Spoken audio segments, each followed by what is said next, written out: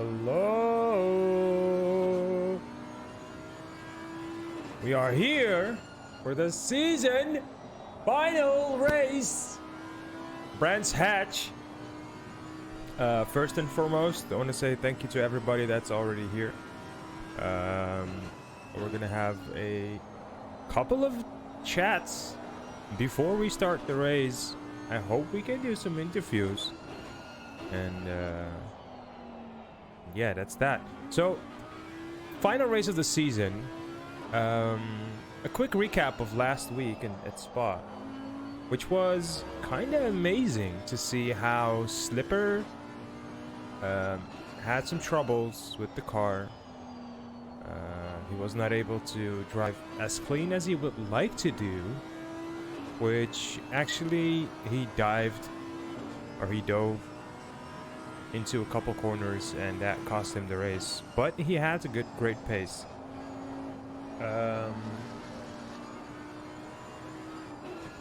Let's see, we have Eulard. Thank you for the follow, man. Thank you.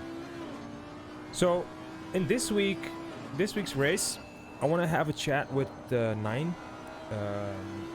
He is going for a small break, so he'll be back here. Together today we have Boom with us, and I'm not even sure if Dowling is here.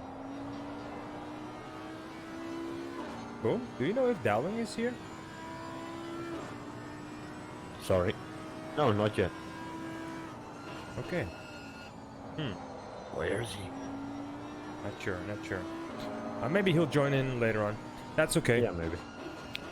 So can we go over to the standings of the championship? I think we need I think we need 9 for that, because he has this whole thing mapped out in his head, right? Yeah. He has a perfect overview. I'm gonna see if he's here. Alright, we still have some time. I was hoping to get some interviews with the driver before the qualifying, right? That would be great. In the video that you guys have just seen, you see 2 Porsches, one in the blue corner and one in the red corner. The blue Porsche is Andy Turi, and the red one is, if I am correct, Josh Morris. That's the red Porsche. These 2 guys are fighting for the championship as in right now. The last race, it all depends on who finishes where, and from there on we can see if there is a champion. And I believe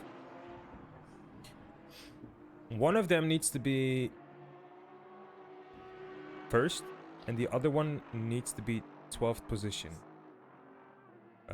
So there's a huge gap. It's not really that close if it comes down to a 1-2 finish, but it comes down to if one driver finishes below number 12 by, let's say, an accident or whatever, and the other one finishes first, then we have a winner.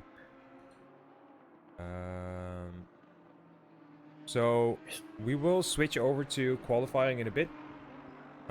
It's not gonna take 50 minutes. Mr. Dowling's here. Hi, Dowling. Sir Dowling? Hello. Oh my god, he's here! Okay. Dowling! I'm alive. We were sending a squad after you of saving deals, just to see if you maybe drawn or something. I don't know. Maybe evaporated in the sea. I'm not gonna lie, I was cooking my food still. It took a lot longer than I thought. Alright. Well, I hope you finished dinner. Great food. Yeah, pretty much. Alright, man, great. Dowling, can you come closer to your microphone a little bit? How's this? A little bit more? Much better. No, and more? Yeah. It's nearly in my mouth. Swallow it. Oh, this is maybe too close, yeah. How about now? This should be good. Yeah. So this is the part where 9 actually should be. Haha, 9, where are you? No, I'm kidding. So who I am interested in seeing today is I want to know, as a Lexus driver, where Everink is gonna be in this race. I have been doing a couple laps with the Lexus on this track, and I feel like the Lexus is quite decent here. Not gonna lie, not gonna lie.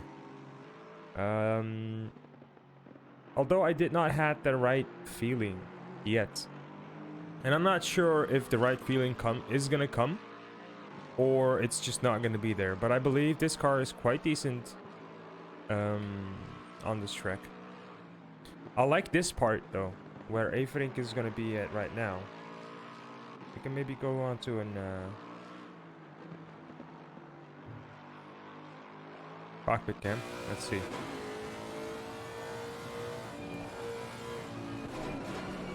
Oh, yeah. And I am... Well, let's give him another chance because... you know... As a streamer, you tend to jinx it a lot. Let's see.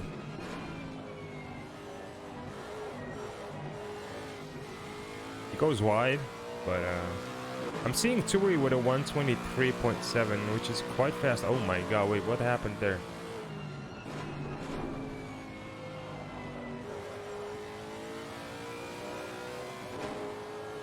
Also, I noticed the aggressive setup with the Lexus is not there yet. It needed some tweaking for my end.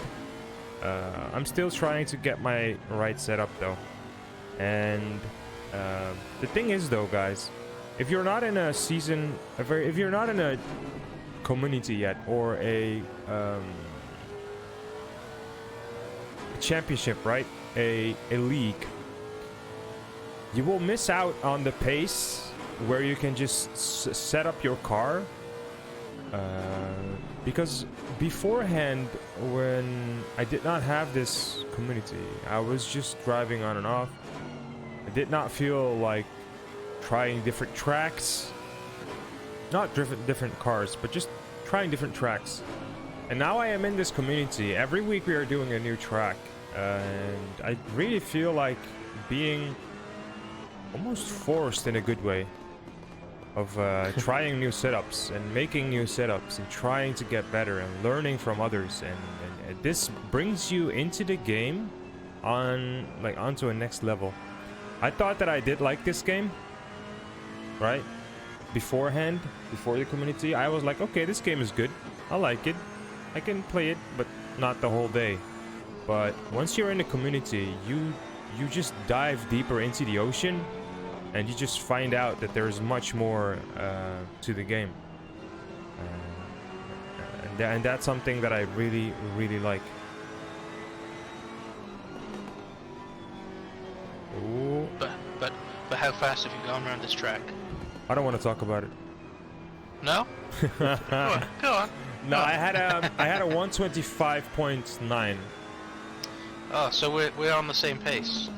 I think so, yes. But yeah. I feel like I can, I did not practice this enough. But every time I came back to it, I became faster and faster. Yeah, I jumped on early and had a quick go with following Josh Morris around, and yeah, I couldn't keep up with him, but I was 2 seconds off, so around the 25.5 mark in the Porsche. Mm-hmm. So yeah, it's just practice. How do you feel though about the Porsches? The Porsches are quick almost everywhere. You can see that the top 4 is Porsche as well. Yeah, I had to go in the Aston first, and I was really struggling. And then I jumped in the Porsche, and I was sort of up onto that pace straight away. And I just find the gearing a lot more usable in the Porsche as well. I see.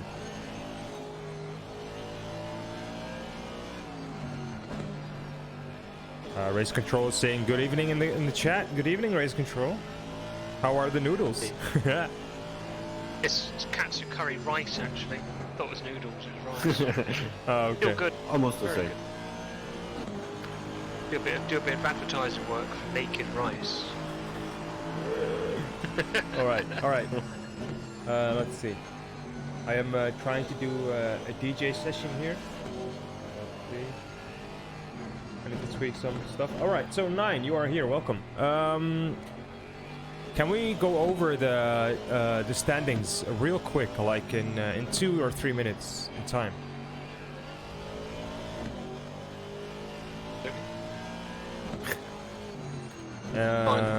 So talking about Anti-Turi and I think it was Josh Morris, right?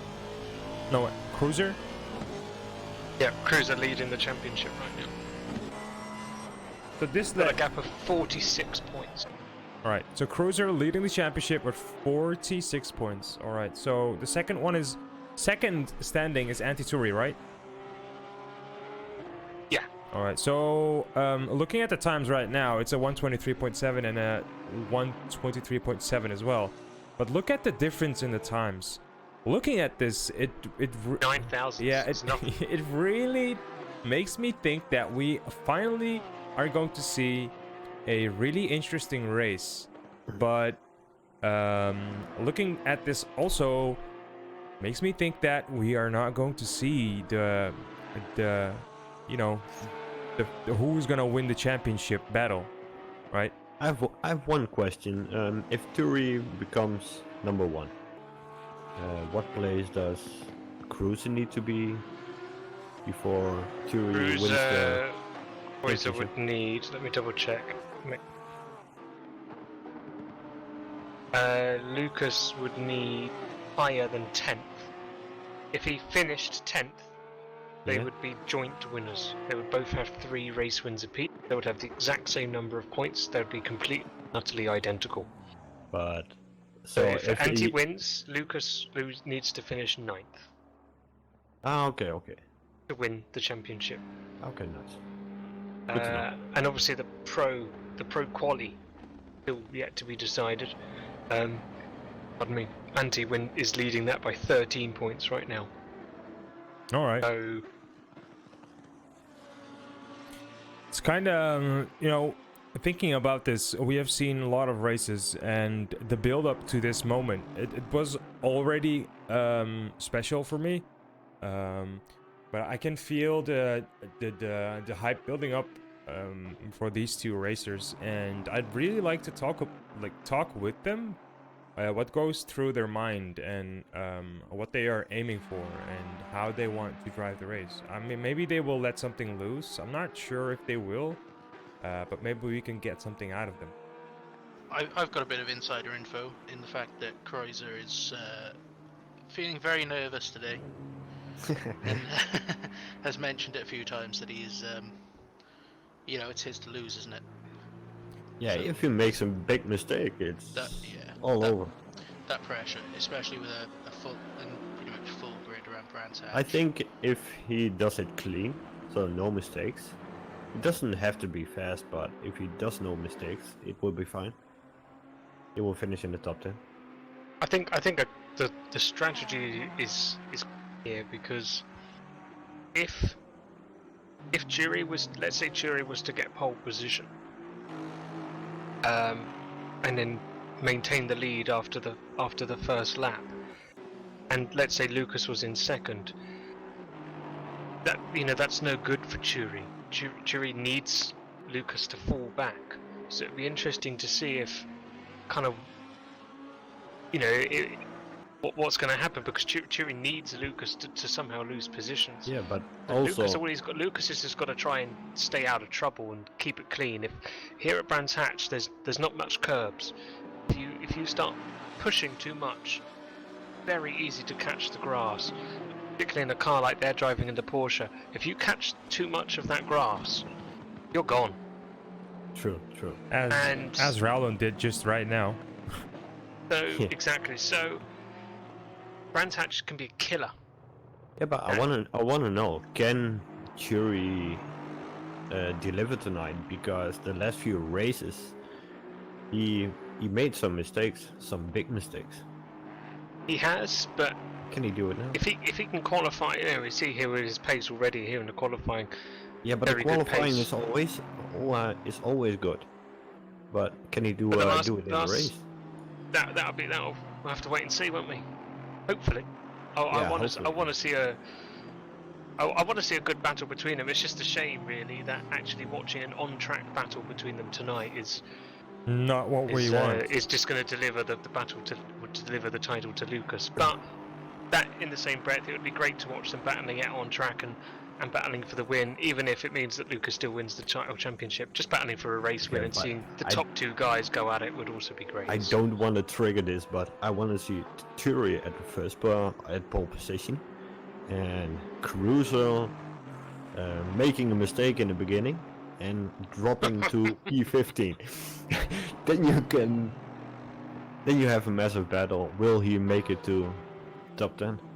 So And- it doesn't matter. So sorry to interrupt you, Boom, but it doesn't matter which side of the coin we are going to have or get in this coin flip. True. But we are going to have an interesting race. Yeah, You can't deny it's gonna that. be a great race. It's gonna be a great race. This is such an awesome track. By the way, Skyfighter 5070, thank you for the follow. Thanks, thanks for pressing that button and making us believe that we are doing the right thing here. Thank you so much. All right. I just really hope there's not a Senna Prost turn one incident. True. Place your I- bets, gents. How many safety cars tonight? Two. Three. Three. I want to say zero. Zero. Dowland's going out. Zero. I want to say zero. No. I want a safety car in at the end of the race or whatsoever. Like after the pit stops, and it's gonna close up the grid again. I think we need a Let's wait safety and car, see. a safety car appreciation lap at the end as well. Yeah. Safety car doing donuts to celebrate. Well, gents, I'm going to head over to race control. Quali is now starting. I look forward to listening to your coverage later on tonight, All right. Thanks. as I always do. And I hope you enjoy the race. And I'll speak to you post race. All right, guys. Have fun. I am actually thinking about interviewing right now, but not sure if that's a good moment though. Who did you have in mind? Somebody that's just still in the pit lane, you know? Maybe I can grab someone. It's gonna be a little bit triggering maybe, because all of a sudden we were asking for an interview, but you know, somebody that's still in the pit or just did a couple rounds and then came back into the pit lane, right? Doesn't mean he's gonna go out immediately. Yeah, Cor- everybody is cor- going out. Croix is not out yet. If you want to Oh, try and wait. grab him, but What's the team? 99. Wait, it's in the red Porsche. Yeah, he's going out. He's, I yeah, guess. he's literally just just started going out. All right, that's I think you have to wait a bit. yeah. It's 20 minutes. After a couple of laps, some people will come in and wait, so it's totally fine. All right, let's focus on the qualifications now. As we started, the build-up is going to be immense. They will start to put in times that are not the fastest, but it all depends on the track, what the track is going to do.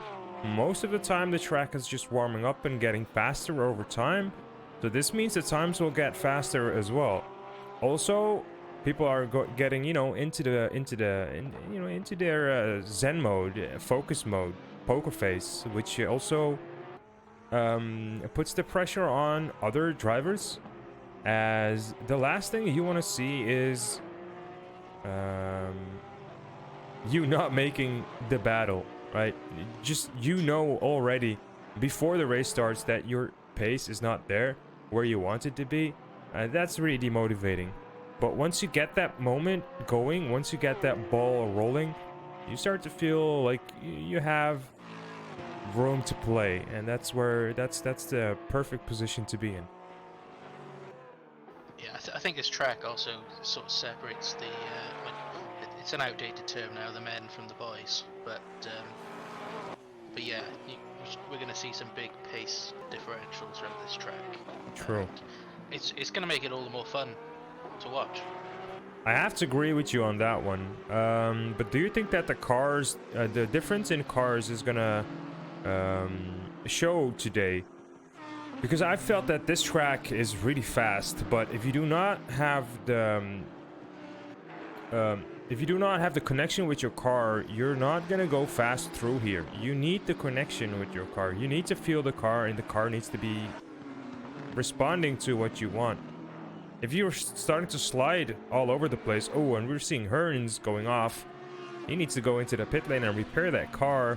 Might cost him some time, but if he's going to be fast, he might get some laps as well.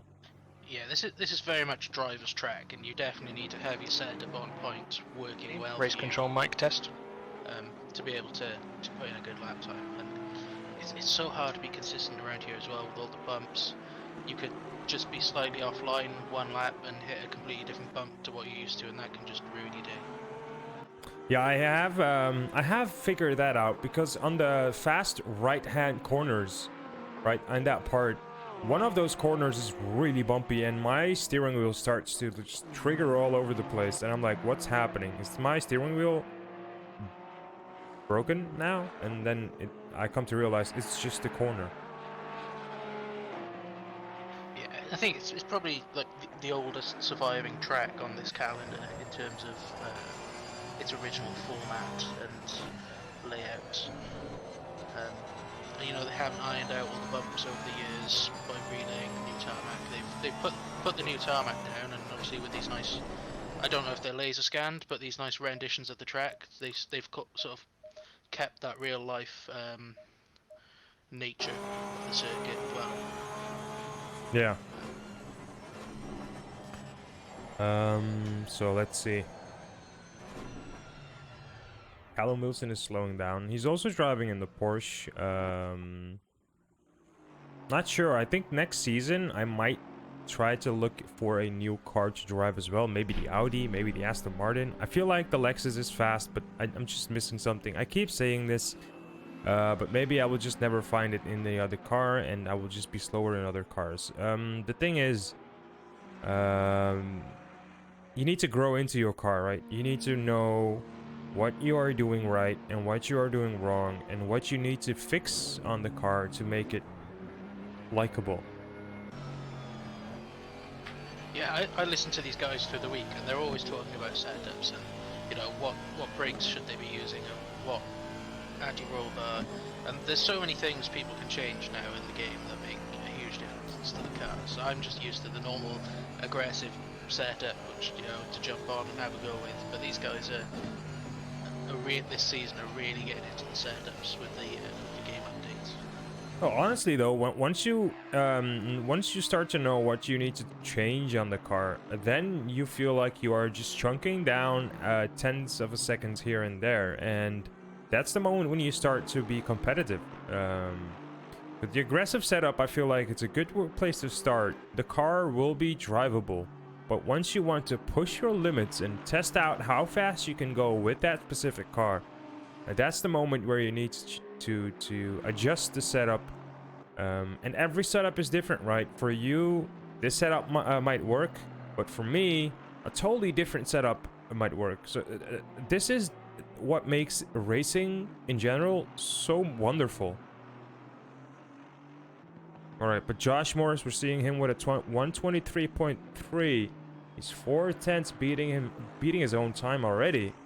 Now we need to look at number 2, Cruiser. He is almost 3/10 behind. So let's see.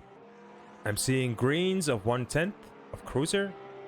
And we need to be up the pace. We need to be upping the pace, or like fastening the pace, with looking at the greens this weekend, or this today. It's not weekend, bro. Come on. Today, because it's a short track and times are really on the low end.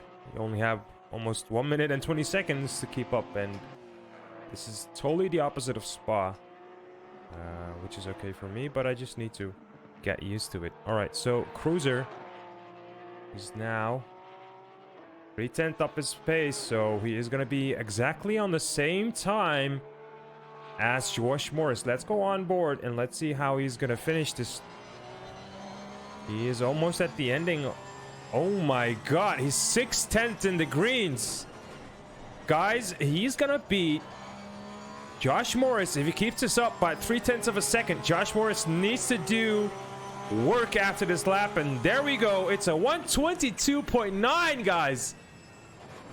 He's And the best thing about that was how smooth he was as well. He wasn't. It didn't look like he was pushing the car. He was just flowing nicely through those last few corners. like, hello?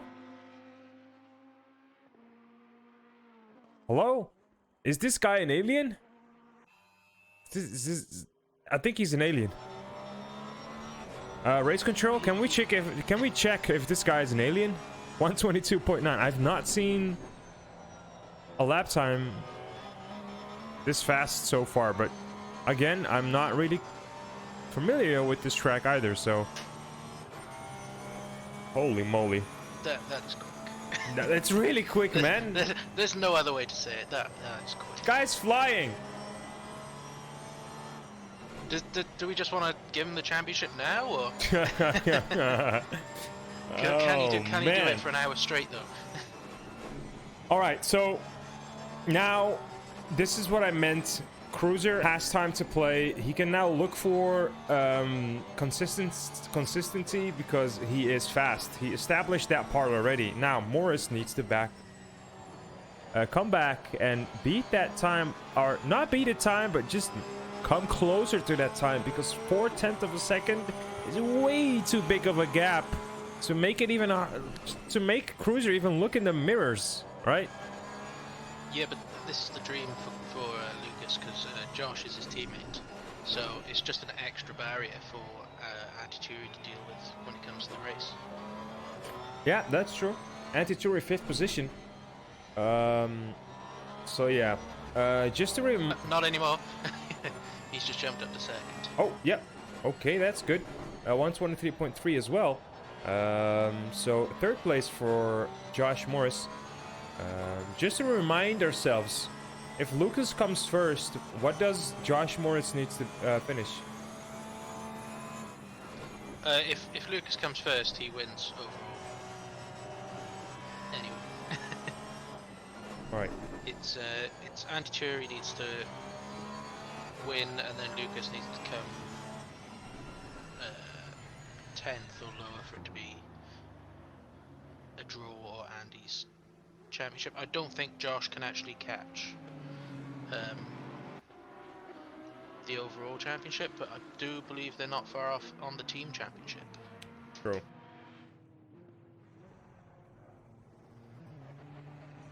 See if we can have some greens here. Seeing Sam actually having the greens. He is in 24th position. It's a little bit further back behind the field, but that's totally fine. Oh, he goes a little wide here. Oh, that's not good. Kubier. He has a nice old school looking green on his car. I like this color actually. Going nice and tight through the first corner. Second corner actually. Going through a third corner. Actually, people say some that is a fifth corner, but not sure if it's four or five. It goes a little nice and a little wide, I believe. But keeps it on the track. He beats his own time by 0.6 of a second, but his own time is a 126.4, so he will be getting into the 125s, which is, you know, not fast, but not slow as well. I can give you a quick rundown of the top 10 of the overall championship if you would like. That's fine. Okay, so we got Kreuzer is in first, leading by 46 points, followed by Antituri. Then it's Pavlicek, 68 points behind the leader. Philip Janota is then in fourth. Andrew Slipper down in fifth. Okay. Van Asperen, who is no longer racing, still in sixth. Guys, Yeah. Hello. I can get Cruiser in for like 2 minutes. Okay. All right. He's coming. I'll just finish this off. Sarahville is in seventh. Josh Morris is in eighth and can take a couple of places if he does well. Pat Jazz is in 9th and Louis Muir is in 10th at the minute in the overall championship. So, Cruz is here. Cruiser. Yes. Wait, let me amp up the volume real quick. While 2 minutes, man. while I'm going to start asking this question, 122.9, how did that lap feel, man? Pretty exciting. Pretty exciting. No, I'm not the biggest fan of this track, but it's a proper driver's track, so if you really push it, you can get some serious times out of it, and that really worked out pretty good. Do you think it's the setup, or do you think it's the driver of the difference between you and the top 5? Combination of both of it. How long have you been practicing this track and the setup? Basically since today. So not that long. I just came home from school and then started building the setup and practice. Okay, that's actually quite alienized. I think we need to check up on you if you're an alien or not. So still, let's see. Do you think your time is going to get beaten today? Theory is pretty quick, so I think it won't be easy to get beaten, but I think it's possible. But we will see, and I will do a second run then later than in the quali session. All right. I think 2 minutes are almost over here. Any last words for the race? I want to wish you great luck. Maybe Dowling has a question. No, well, not really. It's just you looked so smooth through the last sector when we caught up on board with you. Is that setup, or do you think you've just found the perfect line and to make it look easy? I think I managed to get a really good line through there. It felt pretty good, but to be sure, I'm not an alien. I'm just a 16-year-old German. Nothing really special, but it works pretty good so far. All right, a youngster, maybe, still has a lot of time. All right, I think 2 minutes are over. I want to wish you great luck, man. Yep, thank you. All right. Have fun on the stream. All right, thank you. Bye. Bye-bye. Yeah, that was actually quite amazing. I have an interview with somebody that's actually racing. It really makes me feel like we are doing more than just a stream, right? We are just trying to feel each other out and trying to put up a show more than just streaming. I like that. This is great. So, looking at Anti-Turi now, he is having Slipper in front of him, and I don't think that Slipper and Turi can go along very well on Trek. You can see that Turi is slowing down, maybe going back to the pit because it's just too busy here. By the way, Krim, thanks for that sub gift to Boom, and also Yo Vex, thanks for that friendly follow. Friendly follow. Feel each other, by the way. Yeah. They don't like. I don't think they can. I don't think they feel each other that well. So, so they're not touching each other right now. Not yet. Anyway. Not yet. True. Maybe in the race they will start. Going over the curve. I don't know. Never mind. Okay, let's focus on the race. So, 8 more minutes, and Anti-Turi still not coming close to his teammate. Well, 2:10s. He is, pushing, but not coming close. 2:10s is a lot. If you're looking at this pace, right? At this pace, 2:10s is just 2 seconds almost. Yeah, 2:10s is a lot around this track because it's so short. I mean, you extend it to the length of Spa, what's an extra 30 seconds a lap? That goes up to half a second gap, perhaps. I don't know where that came from, Krim, but all right, buddy. So let's see. Pierce is actually on 12th position, showing us that the Lexus is a midfield car, like it's in the mid pack, and I do feel that this car is also a midfield car. It's not at the back, it's not at the front, not at all actually, but midfield. So I might consider going over to the Ferrari. I'm totally not sure I need to work on a lot of stuff. Maybe it's just me looking at this ranking and thinking like, hey, I need to change my car. Help me! I'm not sure what to do here. We can look at the greens. Joshua Griffin Meek, actually, in his Audi. I think this guy is actually, or girl, I'm not sure.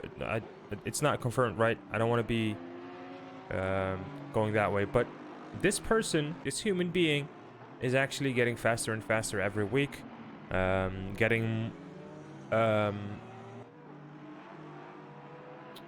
familiar with the atmosphere in this community. Didn't we talk to him 2 weeks ago?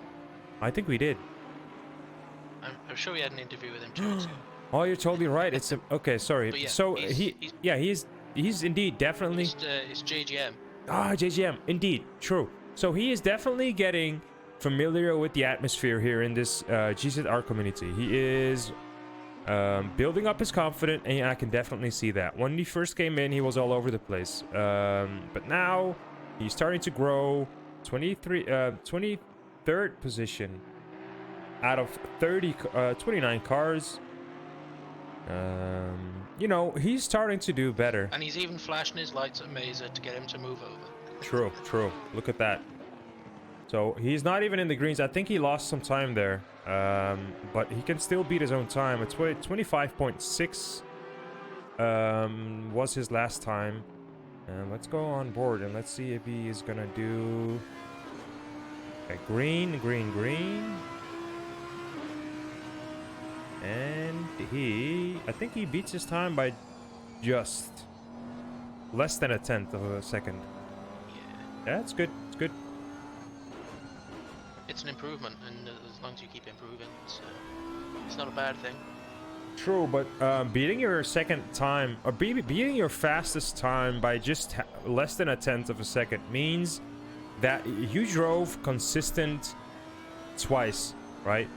And that means more than just driving fast one lap and then all the other laps are just somewhat rubbish.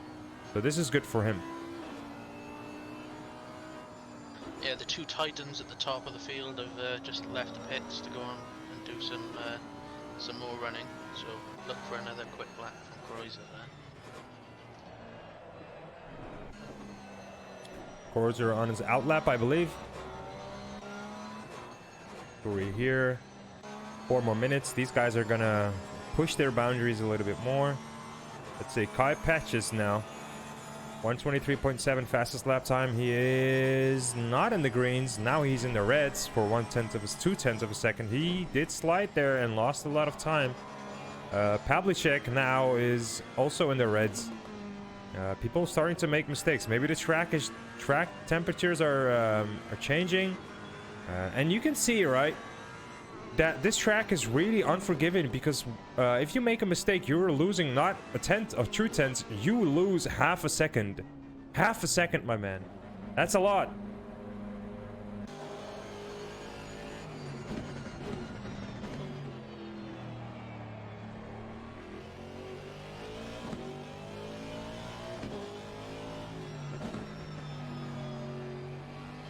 All right, Josh Morris, 1/10 in the greens. I'm keeping an eye on that one right now. Stijn Everink actually trying to improve his time with a 124.2. That is a great time for this Lexus. It is good. It's decent. And he is trying to improve his time. He is now 1/10 in the reds. In his Delta, actually. So I hope you guys know what I'm trying to say with in the reds and in the greens. I'm just talking about the deltas, right? So Dan Brappett, 1/10 in the green delta. So I'm just gonna keep saying in the greens or reds. It's just easier for me, and I hope you guys are understanding that one. Yeah, just Louis Muir just jumped up to 6th place, going about 5/10 quicker than his last fastest lap. He's knocking on the door of the big guys now. All right. But are they gonna open? Are they gonna let him in? That's the question. Now Josh Morris 2/10 in his reds, in the reds. 310s now, he's starting to lose time as well. I believe this track is getting colder and colder, or it's not getting faster. That's something that we need to be aware of, because now this is the time where you want to push your fastest lap time, so the others cannot respond to it. Although if the track is getting slower, that means you cannot do this tactic.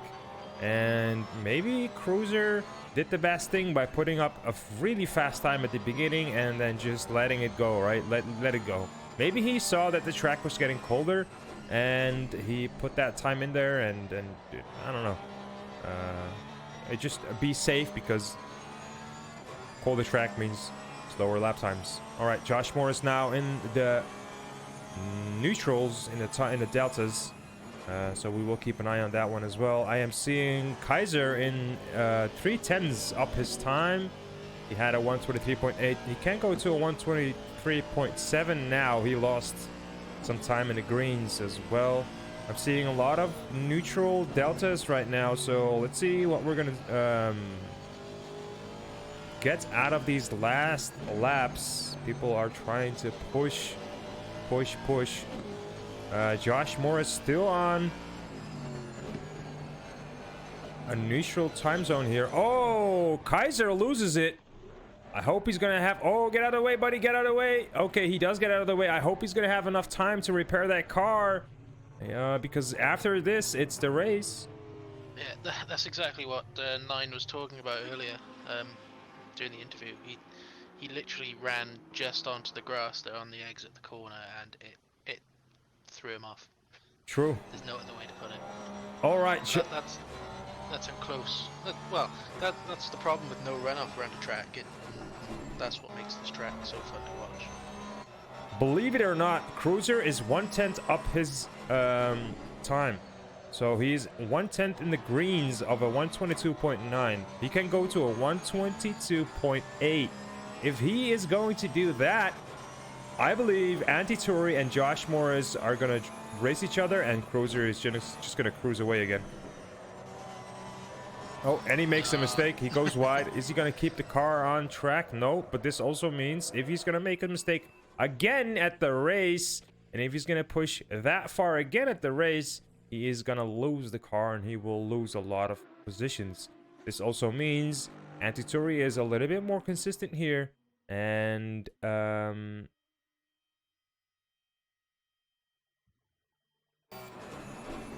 on.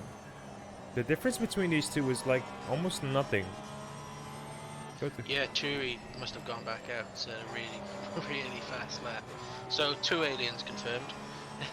True.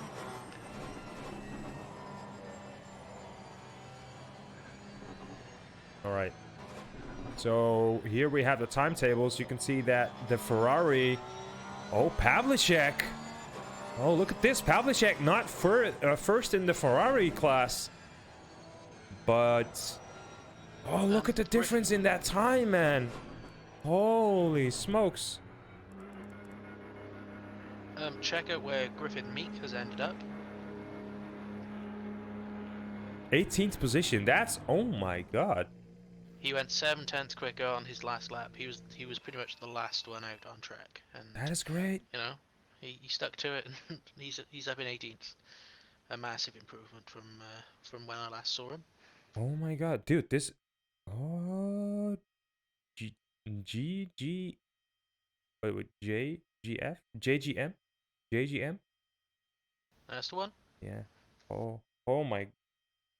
Oh! I should not sing. I'm sorry. Okay, we are going on to a small quick break. When we are coming back, the race will start.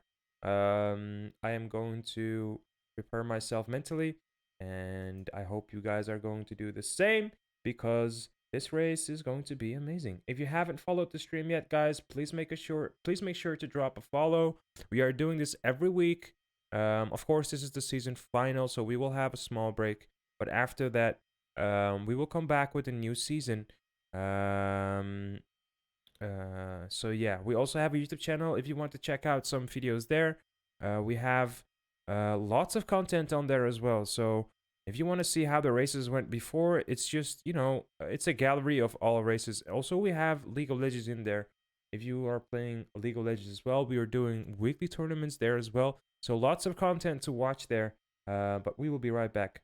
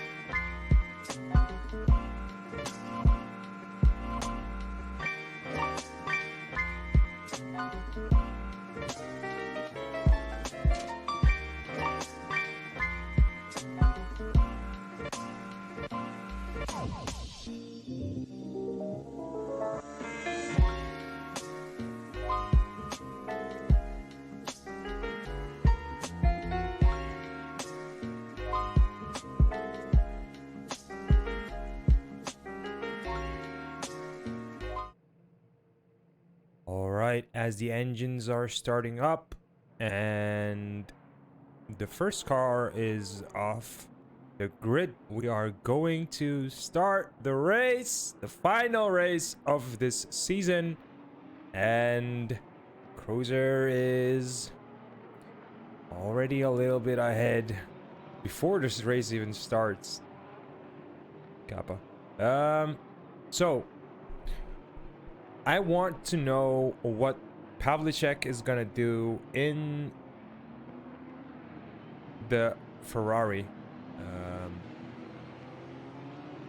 Not sure what's gonna happen here. All right.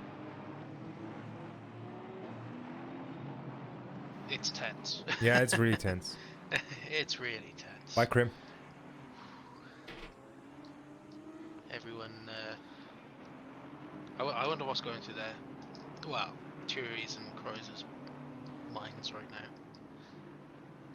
No, I believe, I want to hope that it's not going to be anticlimactic, right? That Cruiser is just going to cruise off and there's not going to be any races. But it's hard to believe on this track. It's such a it's a track where battles are going to be everywhere, everywhere. It's such a small track with 30 drivers on here. There's going to be a lot of overtaking, a lot of checker flags, and a lot of mistakes are going to happen. Something that we are not hoping for, but also, you know, secretly we hope for mistakes, right? That I think if you have the chance to go on board 4 with Lucas Croiser right now, and look at the size of the grid stretched out behind him, coming down this hill now, we should be able to see. I think we've just missed the perfect opportunity, but all of those cars. It's nearly, I think it's the fullest grid of the year for the finale.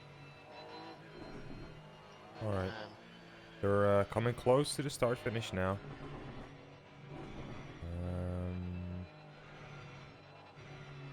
All right.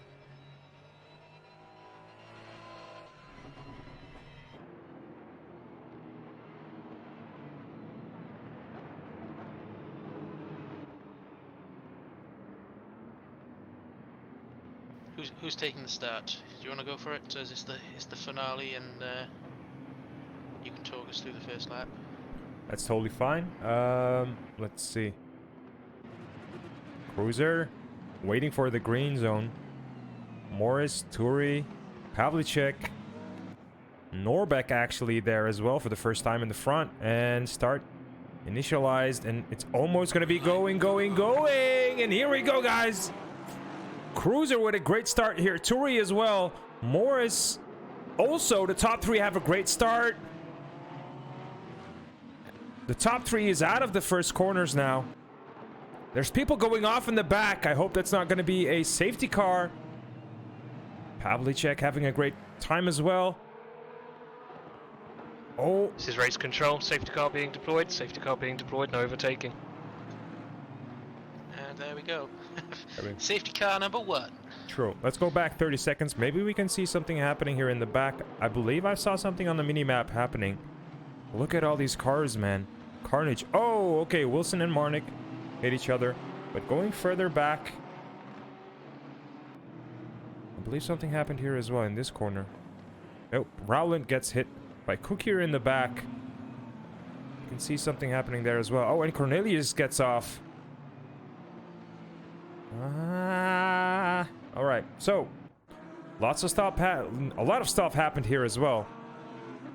Drivers are trying to go back on their positions. Cruiser is way ahead of everybody. Is this allowed though? Oh, he needs to. Well, he needs to be. The race is neutralized, so. Yeah, he cannot gain any position because the safety car is going to be holding them off, I believe. So it's totally fine. Let's see. A lot of stuff happened. I saw Rowland getting hit by Kukier in the back. I'm sure Rowland was not happy about that one. Not sure if Rowland braked too early or Kukier just missed his braking point. But you... It looked like a big whack of understeer for one of them. And it just sort of triggered a chain reaction. True. But looking at Pavlicek as well, Pavlicek had a decent start there. He did not lose any positions, I believe. Norbeck lost the position. I think that's the yeah, car 57 there. Now, Norbeck lost the position to Pavlicek here. Pavlicek gained a position on him. This is Behind race Pacas. control. Currently investigating the collision on turn 2 involving multiple cars. Yeah, it looks like we've got 5 cars in the pits repairing for damage, so it was a pretty decent incident. True. Decent size incident, not a decent. No, you know, it's a good incident. Yeah, good to have. Yeah, good to have. it's a good, really good crash, you know, yeah. True, true. No, but honestly, I feel like the Ferraris can give some battle to the Porsches at the not Cruiser or Toury, but Morris and Patches. They can get some battles on their heads. Pavlicek is able to put pressure on, but he's also really stable, a stable driver. He does not make mistakes really fast. Also Norbeck in the Ferrari. I think these two guys are just in a perfect position to battle each other but not kill each other, right? Yeah, they can be the winners out of any misfortune up front, and you know if the front guys are tripping over each other and Pavlicek and Norbeck can just keep it consistent, they're going to be nipping at their heels and perhaps pressuring into a few mistakes. True. Now I know Kaiser and Race control also investigating a collision between 59 and 7. okay. I know Kaiser and Muir are also really fast. At the beginning of the season, I was driving often with these two guys, and they are really calm. They know what they're doing. They might not be the fastest, but they are, you know, they are also consistent, and they know how to drive. Basically, they know what they're doing. It's good to have these people in the community, as they are providing just zen moments in the race. Yeah, they're the best of the rest, really, out of the rest of the field. I believe they're both in the Aston Martin. Yeah. I think they're the highest up in the Astons. So really at the top of their sort of class, because I'm sure there is a bit of a divide between the Porsche and the rest of the cars on track. It's been discussed a lot by many of the drivers. True. In the community, but it's just luck. It's luck of the draw, really. That when the Porsche came out, people decided to go for it, and they've lucked into having a really. It's not easy to be quick, but you know it's confidence inspiring. This is race control. Safety car coming in this lap. No, but it's really unfortunate to see the Porsches just clumping up in the front. I'd love to see Pavlicek maybe on 2nd position or 3rd position, and then a couple of cars, and then another Porsche, right? It's not that I hate the Porsche, absolutely not, but it's not good it's not good for people that are just watching, seeing only Porsches at the top 5 or 4, and then other cars are there. Yeah. But Safety car lights off. Let's control the pace. Max 70. Single file drivers. Single file. Max 70. But if these guys are just the fastest, and you know, it happens that they're driving in the Porsche, then so what, right? But if they are faster, then they're faster. So I'm not sure. Yeah, we're not denying that they're quick drivers. It's just it's obvious. There are 4 Porsches leading the field every week. So. All right, so we did start again. Now the top 5 are safe for the first couple corners. Let's go a little back and see what's gonna happen here. Let's go into the helicam as... Oh! That is, I think, Muir. No, what happened to him there? I don't know what happened there. He just sort of looked like his steering just straightened up, and he just carried on going straight off. I want to see what happened to him, actually. Let's go back 30 seconds. It might be a little bit too long, but hey, it's totally fine. So he goes a little... doesn't go wide. So Muir... no. Wait. Is that lag? I think that was lag. All of a sudden, he lost grip. I think that was lag. It could have been if you. Right now, Josh we are and Thierry back. have made contact, but they've sorted it out. I'm seeing Cruiser 1, Anti 2, Josh Morris 3. These guys are really close now. At the front, there's a battle. Oh my god, Turi and Morris side by side going to the final corner. It's really dangerous there as the car tends to oversteer. Now they are coming into the last corner, first corner. Morris on the outside, coming back to the inside now. Turi defending. Still not over. Morris, oh, shows himself on the inside corner. Goes for the switchback. True. Now Patches looking for a chance to get there. We're not talking about Cruiser. He is all the way in the front. That guy is just... Oh my, he's really quick. Yeah, this is exactly what Cruiser needed. He needed Josh to put the pressure on Thierry straight away. And just secure that second position. And it should be plain sailing now for Cruiser, but it's a big field and it's a tight track. True. So anything can happen. Pavlicek also being under attack by... What was his name? Norback. These two guys are... Oh, Slipper on the inside. Slipper, watch out, baby. Goes over the curbs. Janoda behind them. Janoda also looking for some... Oh, interesting places to be. Now, let's go on board by Norback. Actually, let's go on board by Slipper. Slipper is putting pressure there. Also, Janoda is putting... This pack here is really great to watch. Griffin Meek up into 13th place as well. Yep, true. As you were saying that, I was looking at him. Averink behind him, actually, trying to put pressure on as well. Now, who's in front of him? He is chasing Brappet. Like, if this guy can chase Brappet, that means something, man. Brappet is not somebody that should be underestimated. He is a really fast driver. Like, he is the fastest driver almost. Like, he is the fastest driver in the M class. And Griffin chasing this guy, that says a lot about Griffin Meek. He is improving himself, but maybe it's just a track. I'm not sure. Let's see.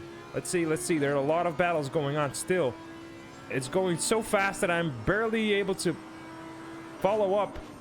Kevin Rowland. Why can I not go to Kevin Rowland? Let's see, the back of the pack. That's interesting, because he disconnected. Oh, okay. That's not cool. I got you baited. So the back of the pack, they're starting to, you know.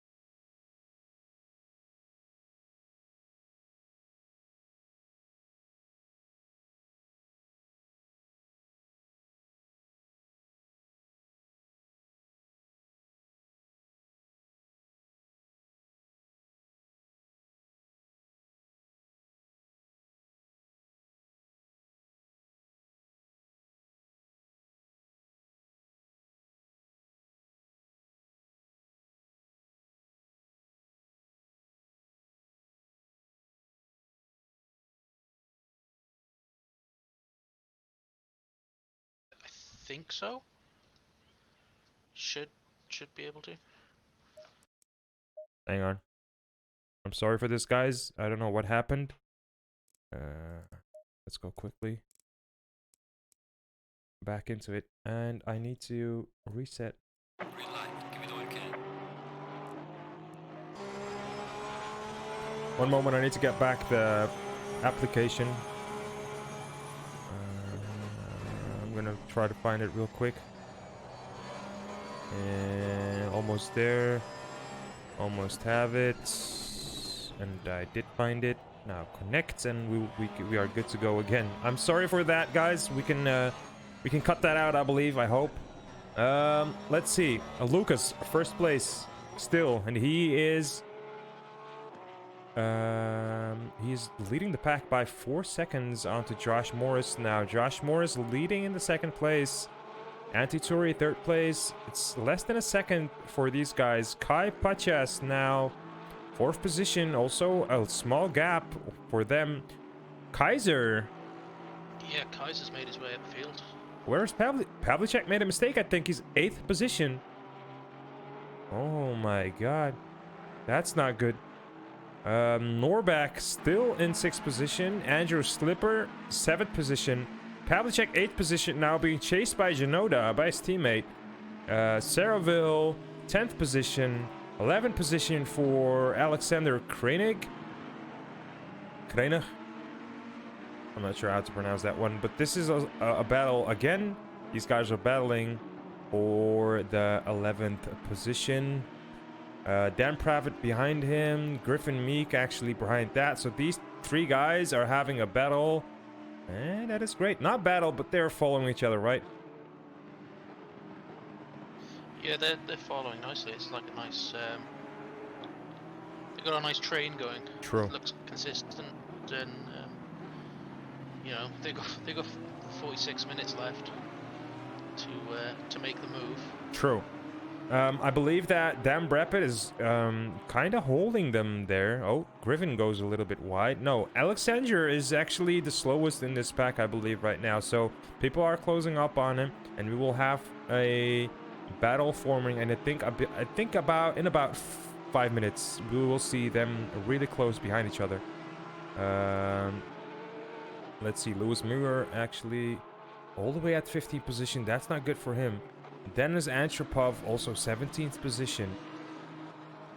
I'd like to see him not there, actually, further up. Now, Cheery right on the back of Josh Morris now. He's pushing him through the last corner. But no, can he get a move down into the first corner? It's not a very orthodox place to pass, but he can set something up for the hairpin at the top of the hill. This is race control. Incoming penalties for the following drivers.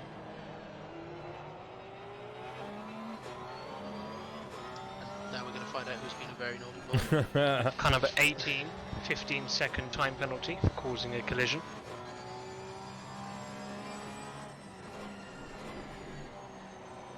Car 59, 5-second time penalty for driving standards. oh, that's Dan Brapet. That's not good. And car 74, 10 seconds causing a collision. That's Car number 8, Pierce. 10 seconds causing a collision. That's Pearson Cornelius. Yeah, true. Morris still under attack. I think if Turi is able to overtake this guy, he is going to come closer to Cruiser. He just needs to get past him, man. This is not a position that he wants to be in. He needs to overtake this guy. The faster he overtakes him, the more time he will have to focus on Cruiser. But Morris just defending. He just needs to defend. Is there some teamwork at play here? Is Josh trying to back up Turi a bit to give Cruiser that cushion just in case anything does go wrong? True, absolutely, man. But that is something that they are doing really smart, and they're not concealing it, right? They're just putting it out there. This is our tactic. More second place. Cruiser is just going for the first place. And if they're happy with this tactic, hey, let them be. But now Turi needs to find some places. He needs to find a way to get past this Morris. Josh Morris just slower than Anti-Turi, so the blue car on your screen is faster than the red one. But he just cannot find a way to overtake. Now, maybe Turi is just saving up tires. That's a possibility, but they already have a 5-second gap. It's still 40 minutes racing, but 40 minutes, 5-second gap, that is still growing. I'm not sure if you want that. Cruiser now slowing down a little bit as well. They're all in the 124.1s, so Cruiser is sitting there, and he wants to keep that 5-second gap. Morris is able to see Cruiser in his front mirror, actually. So he's able to see him. Turi as well. And as long as Turi is going to be able to see Cruiser, he is going to be focused on Cruiser. But first he needs to overtake Morris. That's something he needs to do, or else there is no hope for him to become second or first place, obviously. So let's see, Genoda, these guys are still battling. Pavlicek and Genoda just behind each other. I don't think they're racing each other, they just want to be consistent. Not sure. Yeah, hopefully they don't trip over each other, because they're the two consistent guys that sneak up on the rest of them at the end of the race. Yeah, that happens often, right? Yeah, I mean, they can be smart now and just follow each other around, perhaps slipstream one another, save a bit of fuel if they're going for that sort of tactic, where they can run a bit less fuel and be quicker at the end. And it's just, you know, the ball's in their park at the minute. So Pavlicek and Janota being in a team. Thank you for that. I'm sorry. Guys, if I'm pronouncing names wrong, just let me know. I do not know these guys, but you know, for me it's a J, but it's a Y, so Janota. It's totally fine. Thank you. All right, so I'm looking at the numbers, the times, but let's see. Josh Morris still. Oh, yeah, they're still trying to do some stuff, but Turi actually losing some time here. This is also what happens to me often. If I'm just chasing a guy, I am trying his lines. I'm racing not my own lines, but I'm starting to develop a bad habit of taking over the lines that the guy in front of me is taking, or the girl. And in order to not do that, you just need to overtake. That's the only thing, I believe. Yeah, I mean, if you're just following, you're not going to overtake them. You're gonna, if they're doing the quickest line they can do, and you're following it, then you're just going to be in a stalemate forever. This is race control investigating collision between 20 and 8. They're slowing each other down at the minute. Kreuzer is doing 124.1s, and these two are 3/10 slower a lap. True. I think Turi is really sad and mad right now, but oh no! Wait, was that a collision? It was a collision. It was a close call. Let's go back for 10 seconds. Chiri's just getting frustrated now. He knows he can go quicker, but he can't do it at the right point to get past. I really appreciate that. This is race control. Thank you. 10-second penalty to car 20, causing a collision. All right, 20. That is Tobias Macer. 10-10-93. Thank you for that. I really appreciate it. So pit window is open now, and we will see some interesting stuff. As Boom is playing, is saying a lot can happen in the pit stops, and that is absolutely true. And Kreuzer's caught traffic. Already. So if these guys are gonna slow him down, then that means that 7-second gap is gonna stay 7 seconds. But now the checkered flag is there and people are letting him by. Cruiser is not slowing down a bit, I believe. Yeah, there's a really clean let through there. Obviously the drivers don't have to let the faster guys through, but they see the blue flags, and there's an instant up ahead of him. That was a close call for our leader. He nearly got called out by two back markers falling over each other there. But that would have been a very deep breath and a sigh of relief. No, it's not past those guys. it's not a checkered flag. It's what? Yeah, blue flag. Blue flag. Why am I saying checkered flag? Checkered flag is finish. I'm stupid. Anyway, oh, who's that? Somebody went off. I think that was the Lamborghini, but I don't see a Lamborghini. That was Smith, maybe.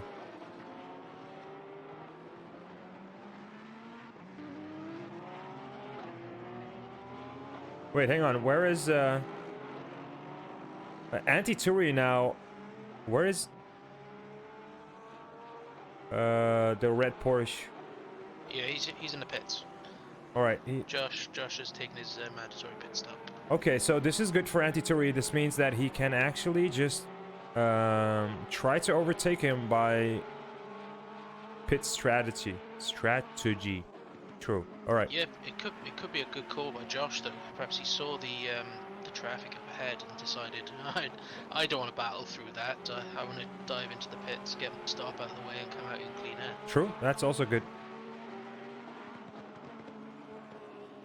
Now, Turi needs to do his hot laps indeed, Boom. You're totally correct, but it's going to be hard to do your hot laps, but all sort of cars in front of you. So, let's see if he's going to be able to do this. He needs to push now. He needs to push. Let's see. I'm really interested to see what Cruiser is going to do. Is he going to go into the pits as well any soon? Because 17 minutes still left to go into the pit lane. Now, Ceroville is trying to overtake Janota, I think. But not gonna do it. Oh, there's a car going off. Oh, That blue GTR is not having a good day. no, not at all. Not at all. Pavlicek. Also, interesting stuff happening still, but I feel like these two guys, Brapit and Ceroville, are chasing each other, and a couple seconds behind them, there is another group. That's Alexander and Sam chasing each other.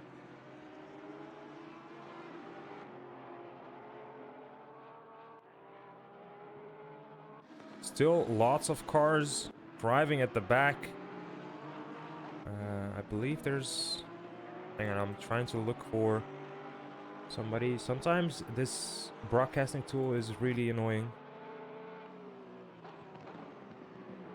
Alright. I'm just waiting to see Cheery come across the line this lap. At the minute, he's going quicker than Kreuzer. So Boom is right, and he's putting in those hot laps. Those hot laps. A bit slower that lap than his last lap, but he's still going quicker than Kreuzer, which is just what he needs to do to keep this fight alive. This is race control.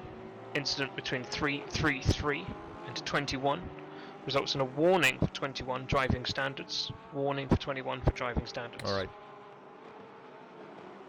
Now let's see, where is Pavlicek? Oh my god, the blue GTR almost taking Pavlicek out. Was just there in time to notice, to witness that one. That was a really close call. I don't think that Yanoda can follow Pavlicek. Pavlicek now putting up a really great pace.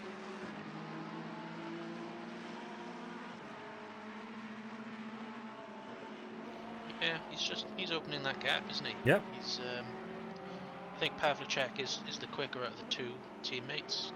He's usually ahead, but perhaps Yanota can just follow and learn Pavlicek's lines, and you know they'll close back up towards the end. Absolutely correct, and I can't wait to see the second or actually the next season, because a lot of new guys are coming in.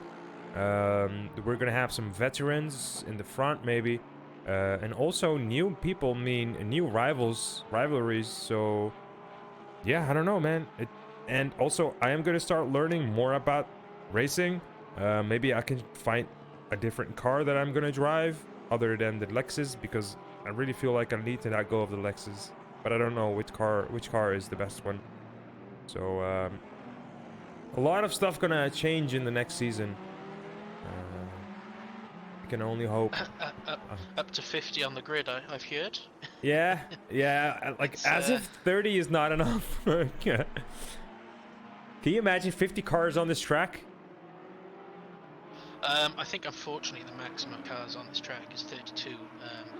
So I think race control and the championship organisers have had to be careful with what tracks they pick, so that they can make sure the majority of people can race every week. True. And we've got to remember, none of this would be actually possible without race control and 9 at the helm. True. Organising everyone, coming up with quite a significant rule book that everyone seems to be reading and following. So you know, props to those guys. You know, they're helping grow this community massively as well. True. So a note: Cruiser needs to be in the top 9 to win the championship. He is leading this race right now with still 6 seconds on the timer.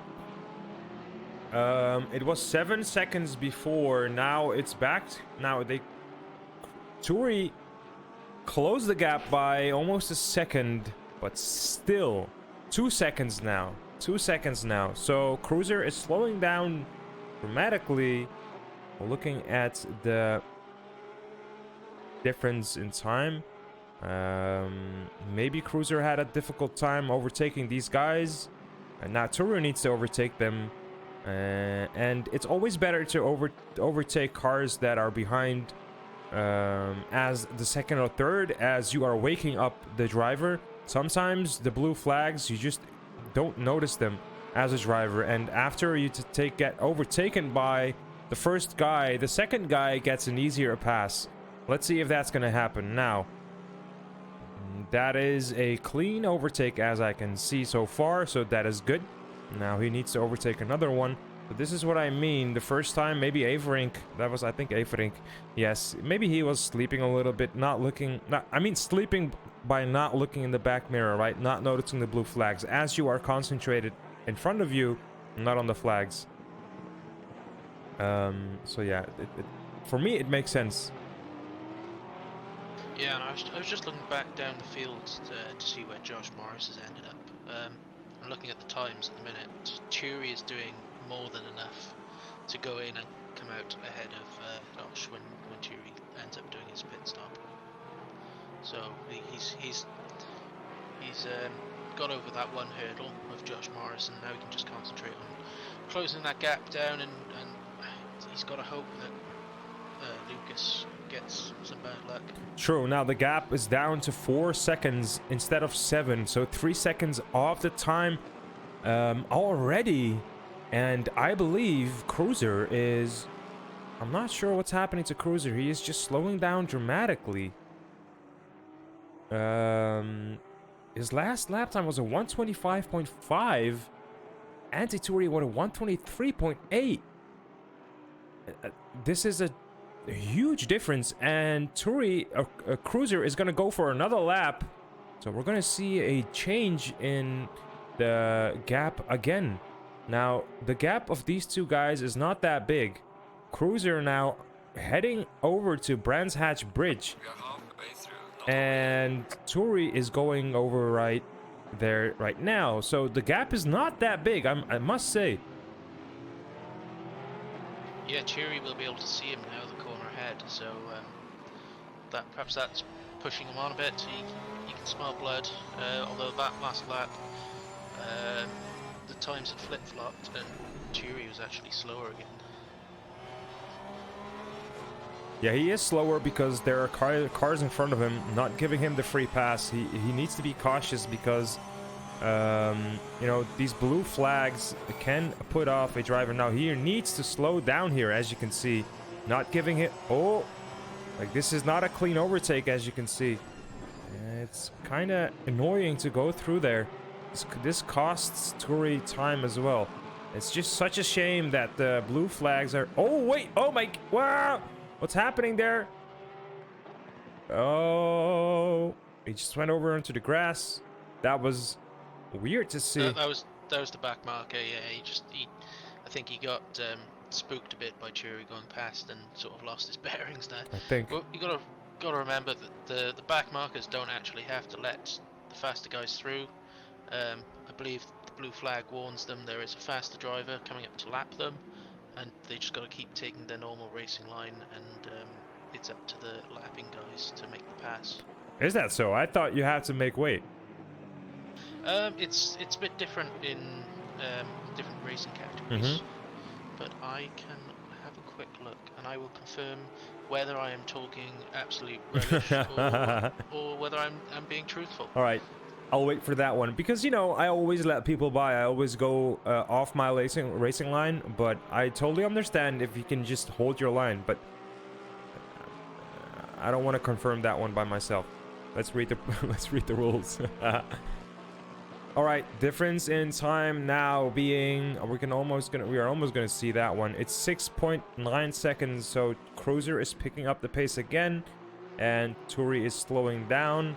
I think Turi, he needs to go into the pit lane, man. I think he is not having enough rubber, and I think he went into the pit lane a little bit too late. Well, after he drove that 123.8, he had 4 seconds. And now the gap is being bigger or getting bigger again.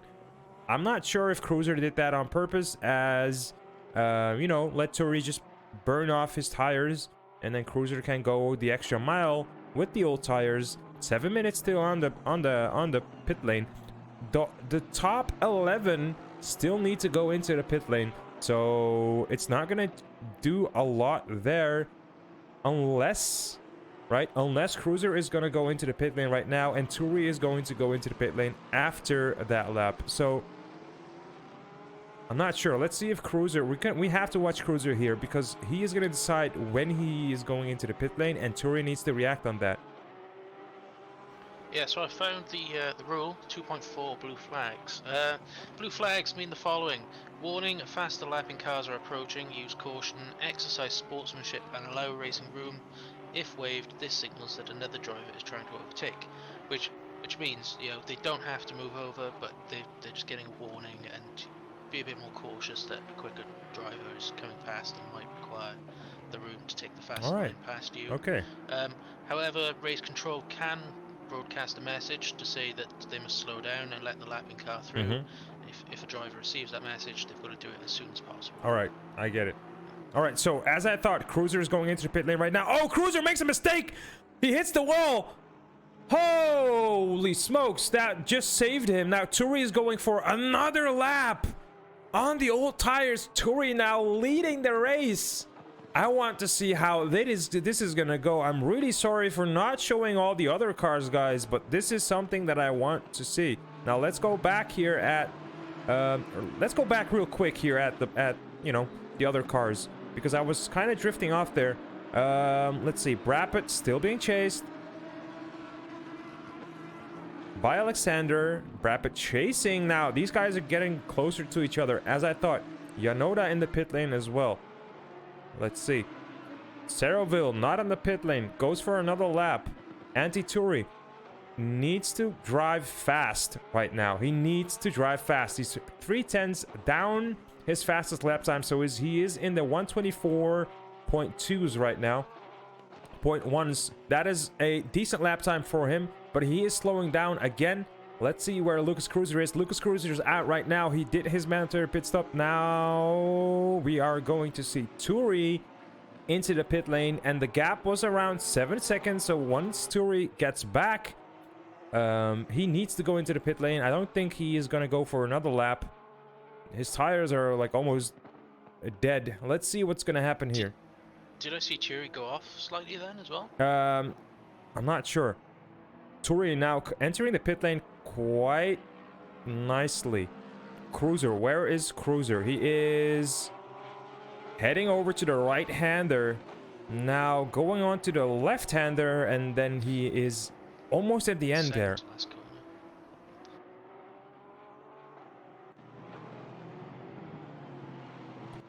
Turi still in the pit lane. Now he is out. He's moving out of the pit lane. He is now starting to move.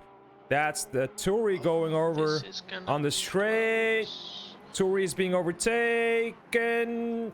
Now, what's the difference, and what's the difference in time? We have to watch that right here. Did Turi lose some time?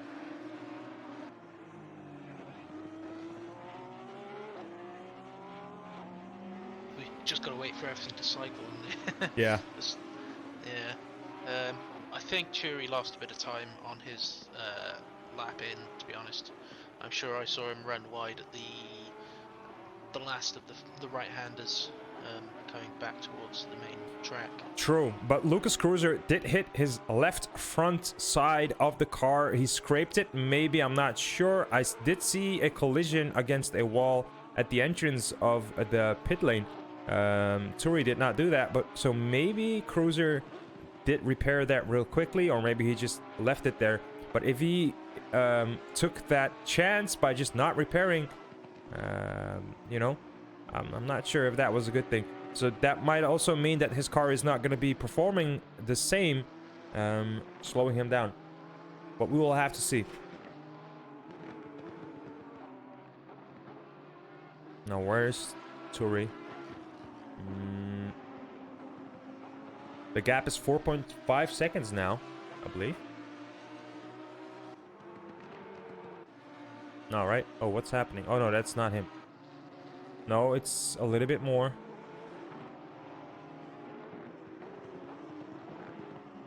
.4 seconds indeed. So he did close the gap a little bit. So he won some time there. Both cars on new tires, I believe.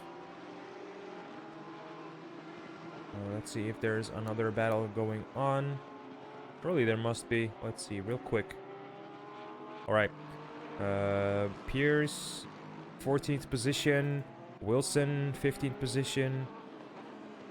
17th position for Griffin. He lost some positions there. I saw him 13th or 14th position a while back. But Pierce with a 10-second penalty. Maybe Griffin might get that position back. Or one position. Yeah, Griffin's been getting his elbows out with a couple of other drivers, I think. But, you know, perhaps he might be having a whale of a time getting to do all these battles, and he's in the mix today. Now, Smith getting overtaken by Cairns. Not sure if that's correctly pronounced. Turi on the inside. Turi overtaking now 2 guys in 1 corner. Flashes the lights. Ooh, Turi, don't lose it there, man. You're having the inside, going really hard there, fast. Now, he doesn't need to defend, but he takes the nice line here. Nice and tight. Yeah, you saw he had to go really late on the brakes. Yeah. Into the first corner. We could have lost it there. Yeah, that back marker. Excellent driving, though. Griffin Meek wasn't. Is it Griffin Meek? He was. No, Cairns. Sirens? Cairns. Yeah. He wasn't giving him the space easy, was he? No, not at all. So Macer now. We know that Macer is not giving the position really easily. Let's see. Well, at least he did that. He did not give the position easily to Turi. Let's see how this is gonna go with Cruiser. Cruiser just easily overtaking the guy. But I think Macer gave that position also a lot easier there.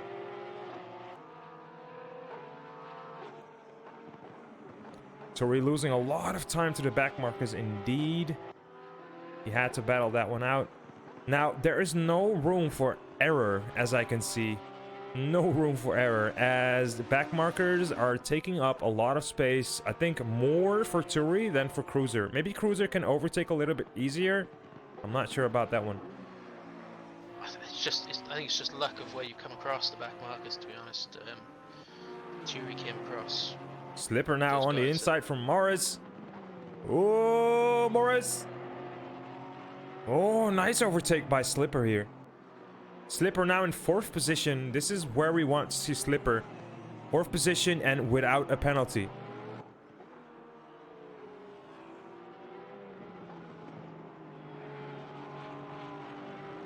Cornelius did not do his mandatory pit stop. That's not good.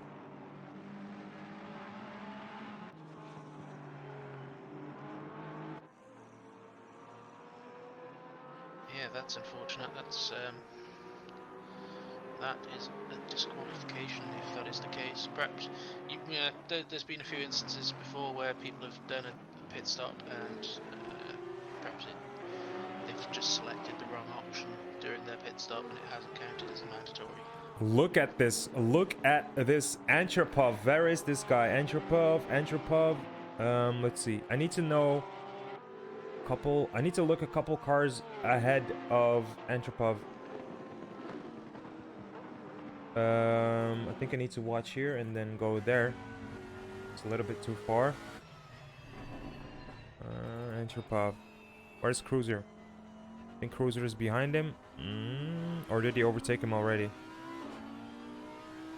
He's passed him. Noldner, I can't say his name, is the next one up.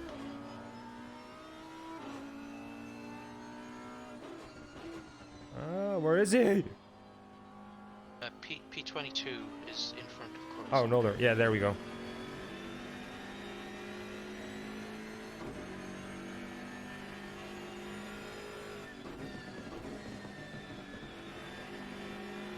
I think Cross will just follow him through these right-handers here. There's no point in risking no race win. Yeah, it's gonna lose him a lot of time, though. I think Turi's not doing that. He's just overtaking whenever he can, but taking risks.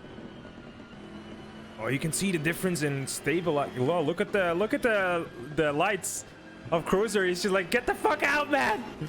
Leave me alone! There we go. That was probably the best place to let him through, actually.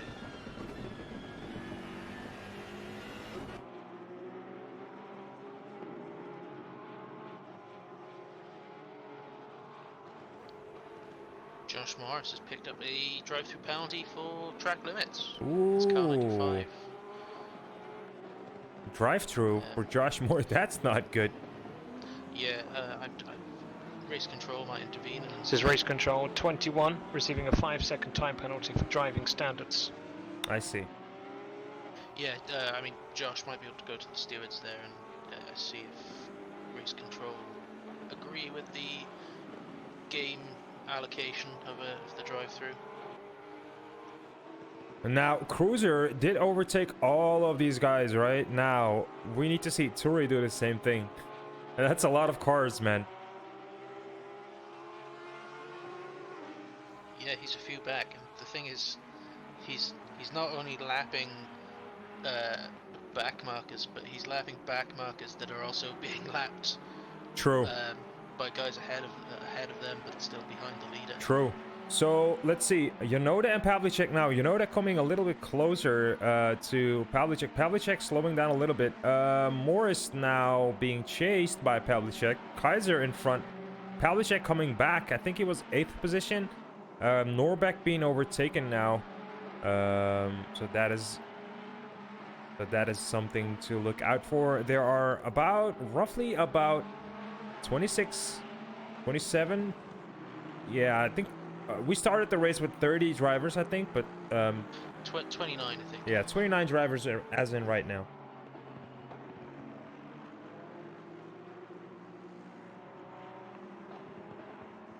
Crows has caught up to the next back marker in the form of Callum Wilson. This is race control. Safety cars being deployed. No overtaking. Oh, Who was that? safety car is out. Yeah, but who was off track? I have no idea. So what does this mean for Lucas and Turi? They can just come closer, and this is actually in favor of Turi, right? Yeah, this'll help Turi out. Oh god, people are not slowing down very much for the safety car. Safety car just waiting on track to pick up the leader. There's a safety car. Yeah, there is actually a safety car. One of the few communities where there is a safety car. Danny himself. That's the safety car's name. Danny. Danny the driver. I think he's gonna go out pretty soon. Where is Cruiser? Cruiser now going over to start finish. He is right there. And Cruiser actually stopping, which is nice of Cruiser. He understands what he needs to do. This is amazing. I think Josh Morris has fallen foul of the in-game penalty system. Somehow picking up a drive. By the way, I also noticed that it starts to rain. It's starting to get darker. What does this mean for the last 13 minutes of the race? Porsches, rain. Interesting stuff here. If Cruiser makes a mistake now, and he is gonna make a mistake and go off the track, that is gonna be yikes. What is this BMW doing? He's overtaking now. Is that allowed? I have no idea. Hello? Yeah, what is he doing? Hello? Car 20, you may overtake the safety car and unlap. Car 20. Okay. There we go. That was Tobias Macer. No, that was not him. This is who is allowed to overlap them. And 228 404 364 138. You can unlap. 228 404 364 138. so they are able to unlap, go all the way around. I'm not sure who was off track though. I haven't seen it. Yeah, we might need race control to confirm that at the end. There was a bit of excitement in race control's voice as it came across the radio announcing the safety car. Obviously, you know, Thierry's back in this now, and it's Cruisers again to lose. True. So, Shane boy, thank you for letting us know you are enjoying this. It's really it really means a lot for us. We are growing, and we want, you know, positive vibes. 333, you can unlap. 333, you can unlap. And welcome to the community, because you don't worry if you can't commit to races. GZR have, I think we've got about 6 servers running full time now, and they are normally full. Yeah. He did during the week. He did say that as well. But for these races, you know, the league race, this is the league race, and Yeah. But you can sign up as a reserve driver, and often we are seeing reserve drivers often. So it's not that reserve drivers are never on track. You can see that. So we have on your camera, you can see so white numbers, you can see red numbers, and you can see the gray numbers. So white numbers are pro, red numbers are AM, so amateurs, amateur class, and the silvers are actually reserves. So that means we are seeing 1, 2, 3, 4, 5, 6, 7, 8 reserve drivers right now. So, you know, and this is almost every time like that. So, you know, Safety car coming in this lap.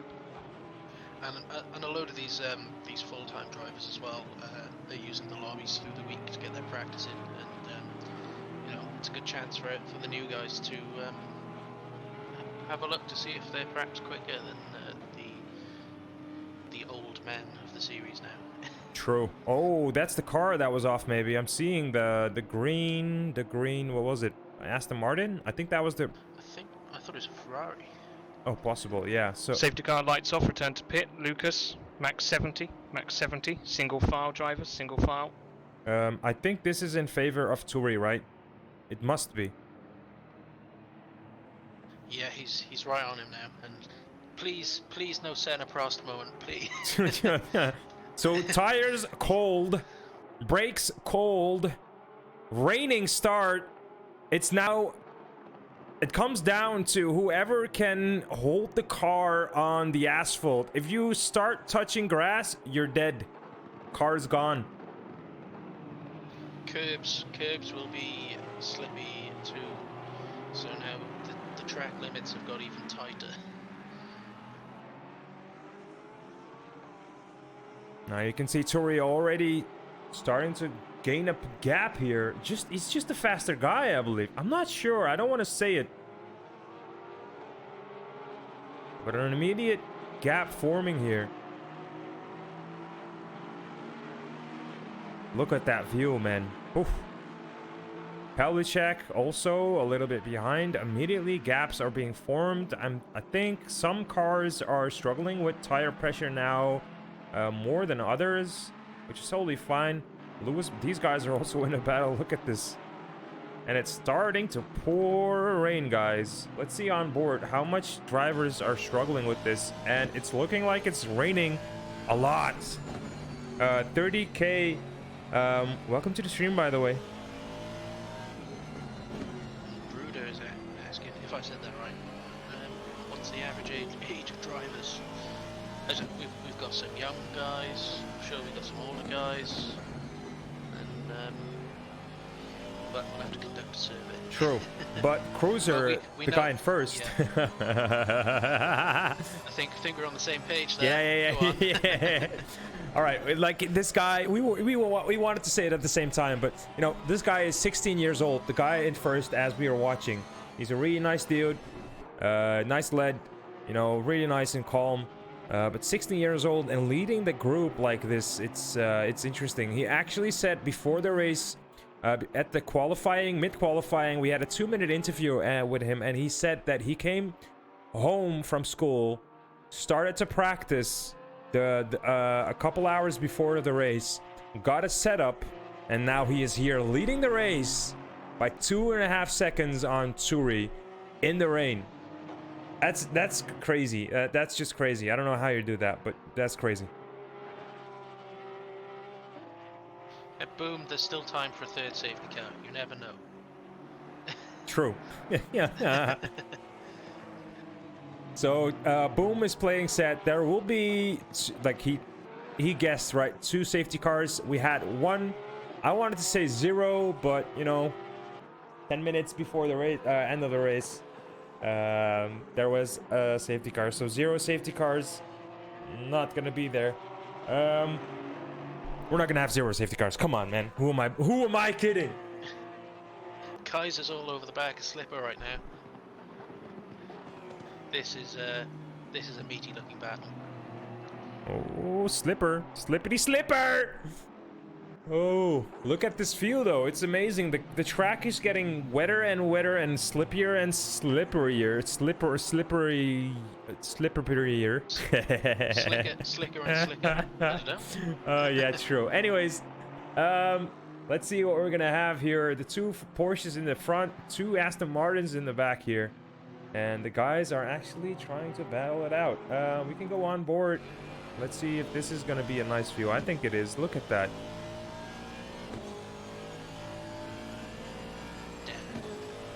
That looks good. I'm on board with Slipper, looking at the back to see when Kaiser's going to make the move.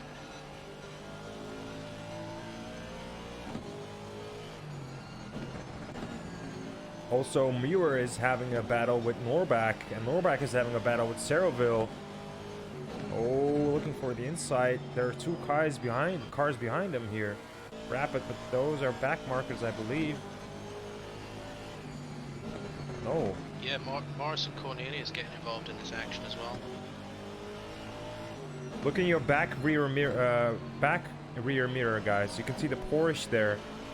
Now, keep in mind, it's wet, right? So if one guy makes a mistake, oh, and you're inside. Oh, he can't.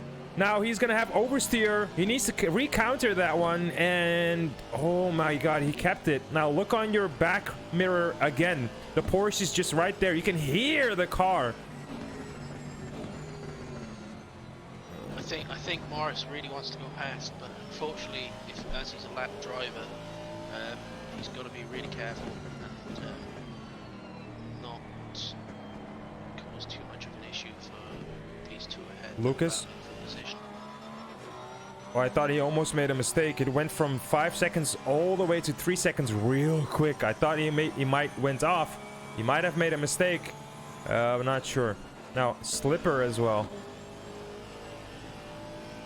These guys are really close, but it feels like they're not. Yeah, they're slowing down dramatically. 131s they're driving right now. Yeah, puddles forming on the track now. You can see from the onboard cameras. True. Is there any point in going into the pits for wets now with 4 minutes left of the race? I don't think so. Caruso did something earlier in the season in regards to fuel or tyres, and it ended up being the wrong thing. So, you know, I don't think the crossover for wet tyres is anytime soon. So. No, that's correct. Guys, my phone has died, so I don't have chat. Sorry for that. Last couple minutes we won't have chat. Norback now on the inside. Oh, TV cam. There we go. Norback actually being fast here. Faster than Ceroville. True. Kai Patches now also. Oh, look at this. Look at this. 2 Porsches. This is going to be a Porsche Aston Martin battle. Woo! Ooh, Slipper. That's you're coming really close to Patches, man. Holy mokes. Oh, watch out, buddy. I know what you can do. And Kaiser's just hanging in there, waiting for the opportunity to perhaps slip past these two and get on the podium. True.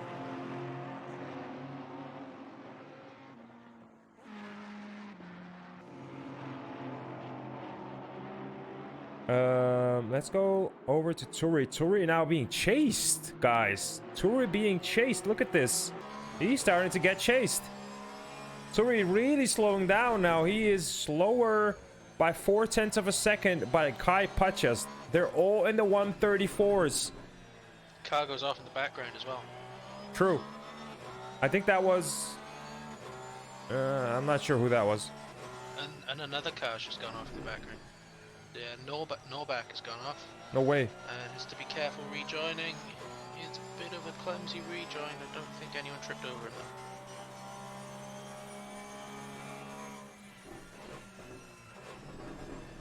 Drivers off left, right and centre as well. True. Now it's getting really slippery. Almost the last couple corner laps, I must say. But I want to see how Turi is going to defend this, because I don't think Cruiser is anywhere near to be chased. Although the difference is 3 seconds now. Cruiser also struggling with lap times. Everybody is struggling now. This is such an interesting moment, because I feel like the safety car just came in time, at the perfect time, to make it really hard for the drivers. Yeah, I think one lap more of safety car and it would have been the perfect sprint to the end. Unfortunately, lots of them spread out just before the rain started coming down a lot. So I think Patches out! Is he gonna take someone with him? No. Let's go to Patches real quick and let's go back 30 seconds and see what is gonna happen there. Why did he go off? Maybe we can see it. So Patches. Yanota now up into 4th though. True. After that.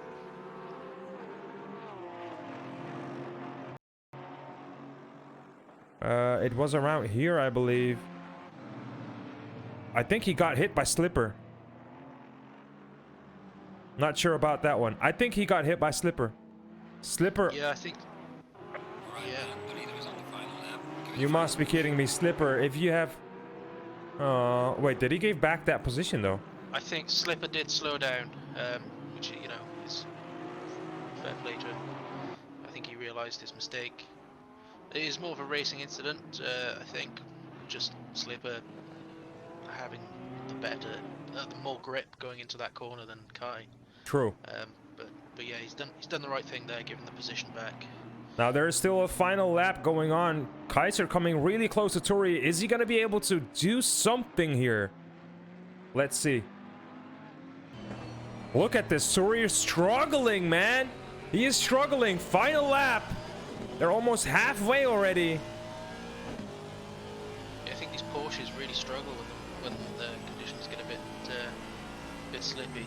They suffer a big amount of understeer. True. Followed by the follow-on of oversteer because of all that weight in the back, in the middle of the car.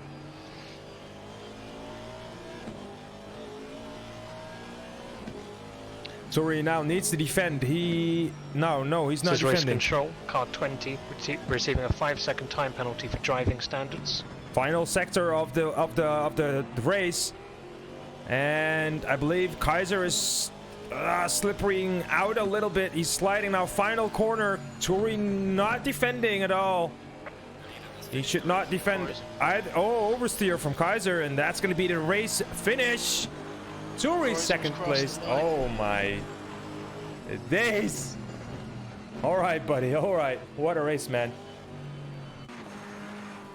Damn, Kreuzer, you know, he's won this championship. He put on, you know, the best drive he could today. Oh, photo finish! No photo finish, but that was quite close, man. That was quite close.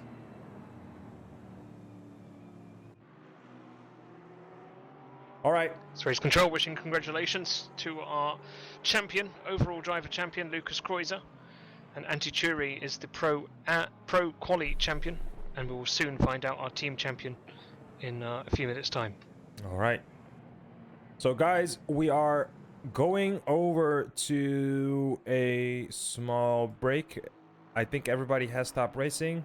Small break. Everyone's doing donuts. Yeah, everybody's doing donuts. Let's go. What's Cruiser doing?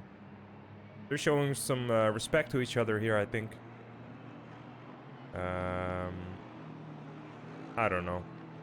It has been an awesome season, man. I really enjoyed commentating on this season. I'm looking forward to be here next season as well. I think that's in 2 weeks, not sure. I can't remember. I don't think it's gonna be next week, right? I think. No, I don't think it's next week. I believe it is. We've got 2 pre-season races, and then the season kicks off on that 3rd week of racing.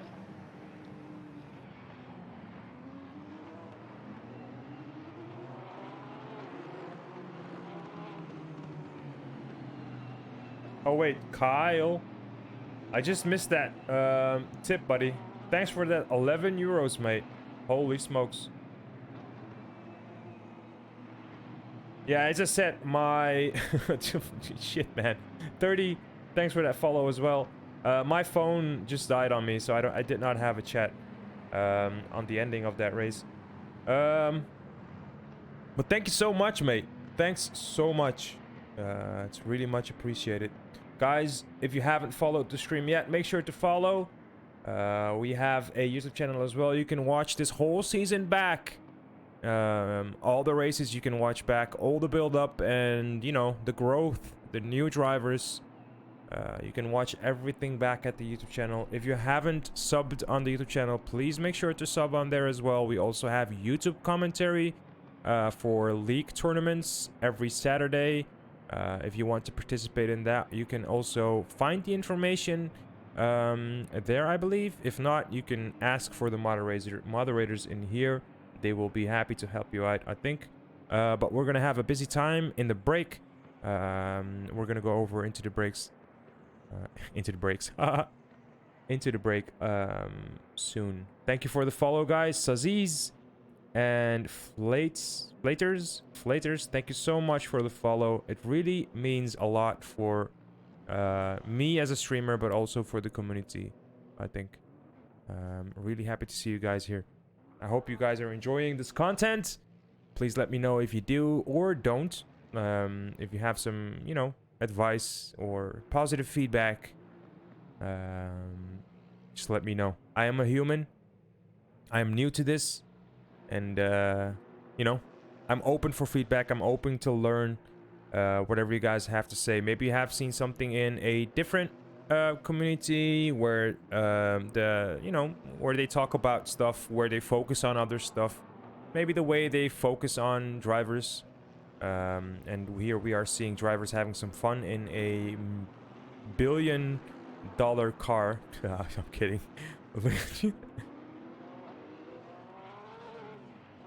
What? You buying me a car? I'm not sure. Also, Congratulations, Fivo Racing team champion. Fivo Racing team champion. right, Congratulations. there we go. Team champion Fever Racing. That's good to know.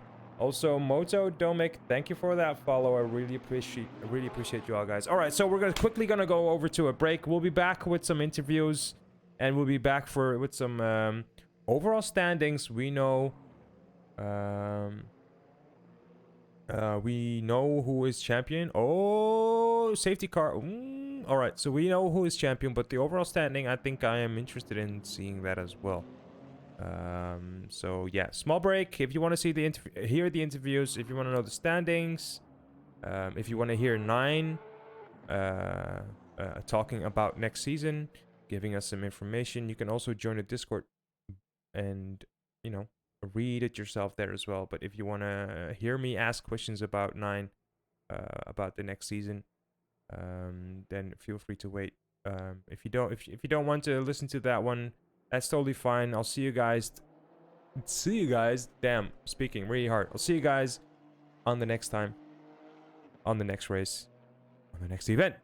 All right, be right back.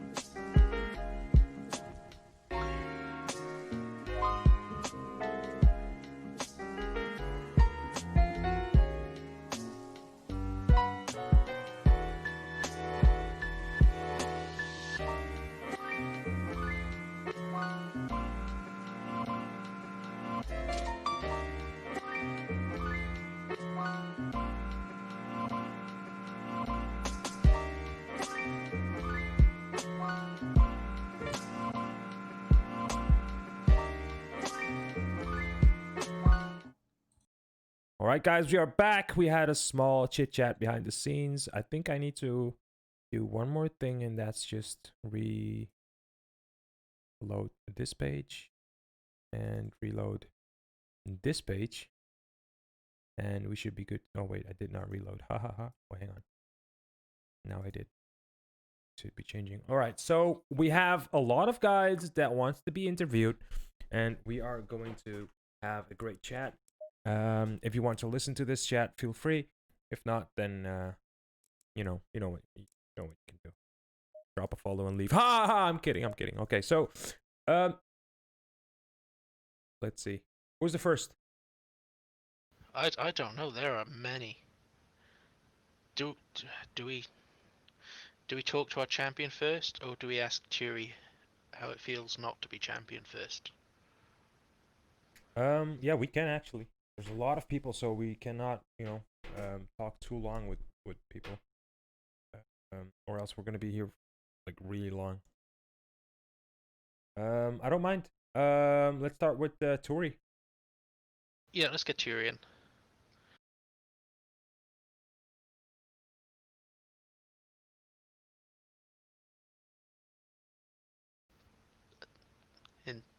There we go. Hey, Hello, Tori. hello. Hey, man.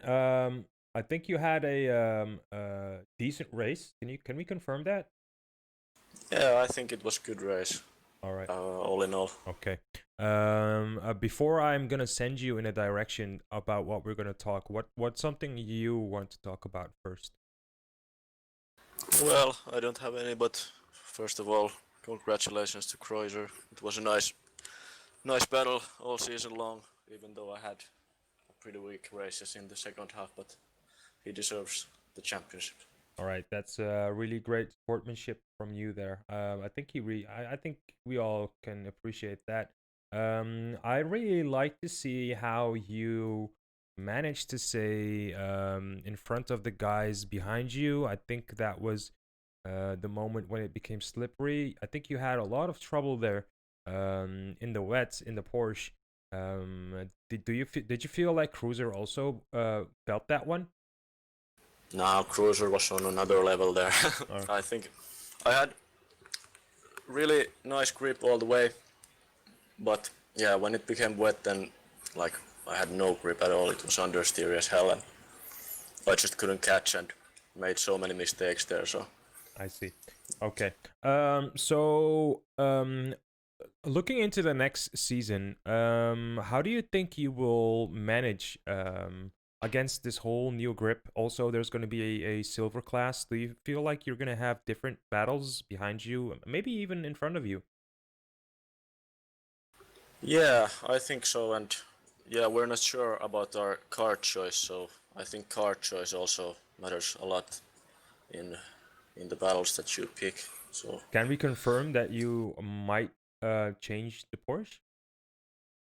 yeah, we have been talking about changing because yeah, would be nice to do something new. I've raced like 99% of my racing in Assetto Corsa has been with Porsches, so But yeah. is it not going to affect your driving then? Because you are not familiar with the other cars, I assume. Yeah, of course, because like Porsches, it's a whole different machine compared to the other ones. Like But so, is it too fast then? Is the game not balanced? I don't know if I can go that way, but you know, if are the cars not balanced completely? I think they're balanced, but yeah, Porsche, if you can drive it, it's really fast, and you can hustle it a lot more than the other cars. So I see. yeah, it really needs some driving skills to Okay. be fast with it. So if we are if I'm listening to you right now, it needs driving skills. So if we see you in a Lexus, for example, you might be fast as well in the Lexus, or is that a totally different machine? Yeah, I haven't actually driven the Lexus, so yeah, let's see. I think on my mind has been Audi and BMW, but maybe we'll have Audi or Ferrari. It can be anything. I really like to watch the Ferrari drive. It's just a nice looking car, and yeah. All right, it's good to have this chat with you, Tori. I hope to talk with you in the next season more often, man. Yeah, yeah. Thanks for the streaming the whole season, and yeah, thanks for everything. Anytime, man. Feel welcome to have a message with me. You know, you can give me your phone number as well. And wait, we're still live, right? Oh shit! Never mind, never mind. Let's go on to the next guy. Thank you, man. Yeah, thanks. Bye. Bye bye. So now let's go. I'm just gonna pick randomly, man. Darkness, maybe. He's safety car, isn't he? Yeah, but he wants to talk. Yeah. Oh. Let's go for it. He's led all of the race starts. No, he hasn't actually. No. he Wait, what's happening? Well, I'm here again, so. Well, why did you? Are you okay by laughing? We need to leave you alone for a couple. No, I was saying from now I don't have to talk, and they just moved me here, so. Oh, okay, but you were willing to interview, so that means we are going to interview. Yeah, I was just there to talk with the others. All right, then you want to continue with this, or you just want to back off? Yeah, okay. I will say that I think it was a really cool season this time around. True. I have to agree with you on that one. It was amazing to see all these guys battle it out, and you know, it's also nice to see that even the safety car has some improvements done by itself. Can you talk me through about the improvements? Well, yeah, real improvements. There are not really that much improvements, just a couple changes in the season. Like at first, when we started, I would do the formation lap in front, Mhm. but since not Spa, but the race before that. Nürburgring, on the top of my head, they changed that. Not sure why. Probably because of the big grids that are coming. Mhm. So like Bathurst, 50 cars. Yeah, there's no way I'm going in the front of that. No way. Yeah, it's gonna be really hard. So we just say I will not press drive and wait in the pits. So and there are any other changes that aren't. So All right. So, are you hyped for the next season, though? oh yeah, with so much cars on the track, on most tracks at least. All right. So, Christ. who's the driver that you are looking up to? Don't say cruiser. That's No, if I'm when I'm watching the race, I'm more cheering for Buffalo. I think actually. Pablo. Yeah, Uh, I know he's a really quick driver. Yeah, he's Kaiser. oh yeah, Kaiser. Okay. I'm mostly cheering for him because he's a cool guy. I know he's quick. At least in PC2 he was really quick. Uh-huh. And now he is his first podium in ACC. So Yeah, that's great. That's great. over the next season, he's more on the podium. All right, man. So Any last words? I hope to see you guys in this next season. Yeah, I think we need to talk with our boss. I think we're getting underpaid, but who knows? Who knows? Yeah, overworked and underpaid. Who knows? Who I mean, knows though? This Who knows? We'll this see. this commentary booth definitely needs upgrading. True. Yeah, it's really small. I heard. and it leaks. Also, the coffee. Oh, I I don't- didn't hear that. also- It leaked. I don't know if it's leaking or whether it's the sweat dripping off the ceiling. True. Or it's also the coffee is not that great.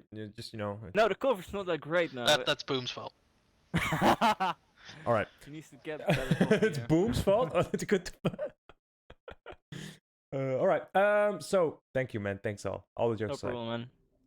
I'm coming for you, man. What? Oh wait. Oh my god. Oh my god. That was. Oh my god. It's like FBI open up, baby. Dude, All right. what's my fault? The coffee, man. The coffee's like water here. Like what? Dude, my coffee is great. But we must say, like, look, Boom, you do loads behind the scenes, so Yeah, you true. need some recognition Yeah, at this end of season stream. I need so. some great coffee, so. Oh, Yeah, Some we'll work on that. what do you want some espresso or something. I don't know. Yeah. All right. Let's quickly Who's next? move over to the next. Let's see. Pavlicek. I want to talk to that guy. Please. Race Control is saying next week is GZR Big Grid Fun, casual fun racing. I want to be there actually.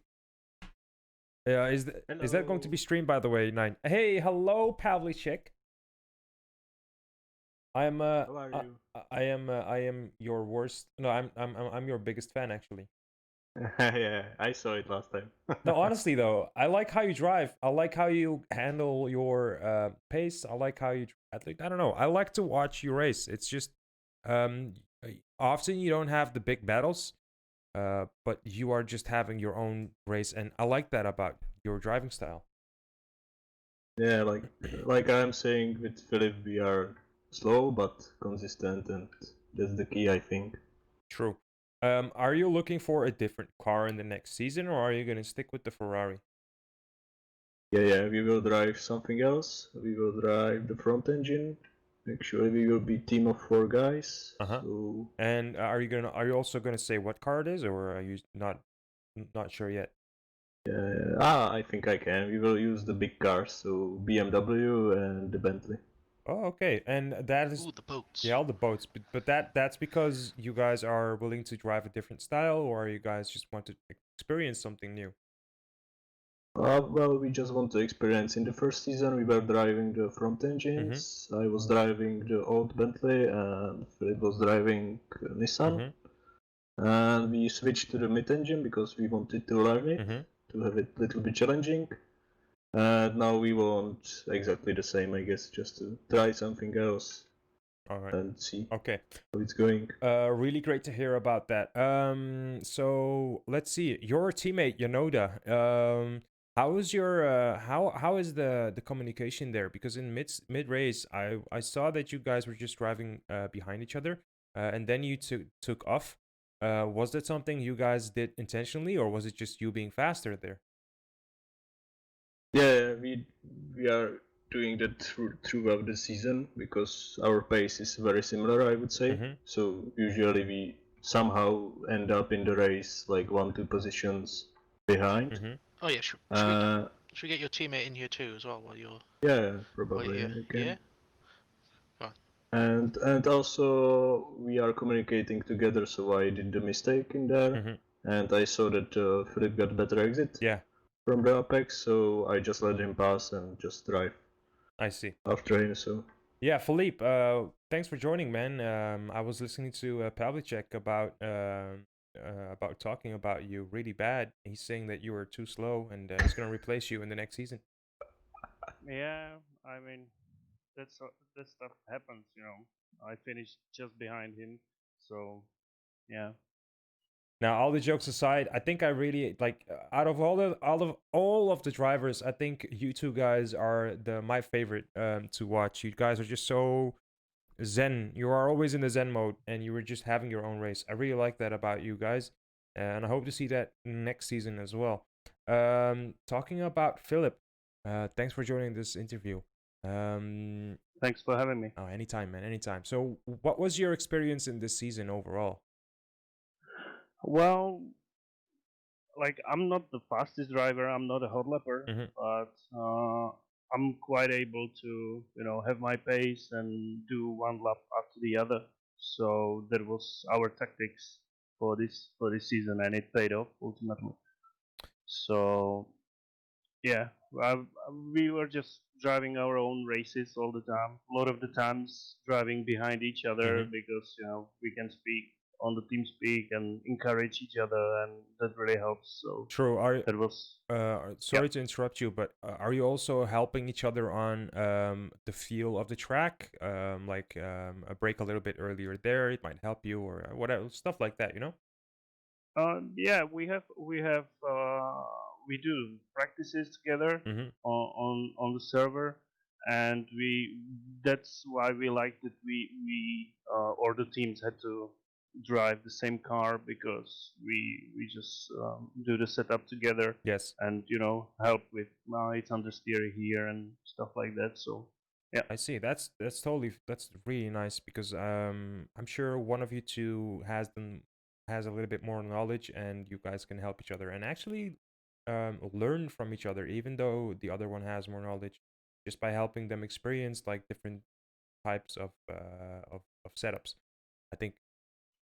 Yeah, definitely. All right. that's true. Really nice talking to you guys. There are a lot more people to be interviewed, so I would like to talk to you much more, but still, we can't. I'm sorry. Thank you for this Yep. interview. Thank you for your time, guys, and I hope to see you guys next time. Thank you for the stream. Yeah. Thank See you. you. Anytime. See Anytime. you. Bye bye. Is there another team though that we can interview? Pablo is there. Yeah, Pavlo's there. Who else? Sam C and Champion, and then obviously Race Control. Yeah. Let's go with Samsi.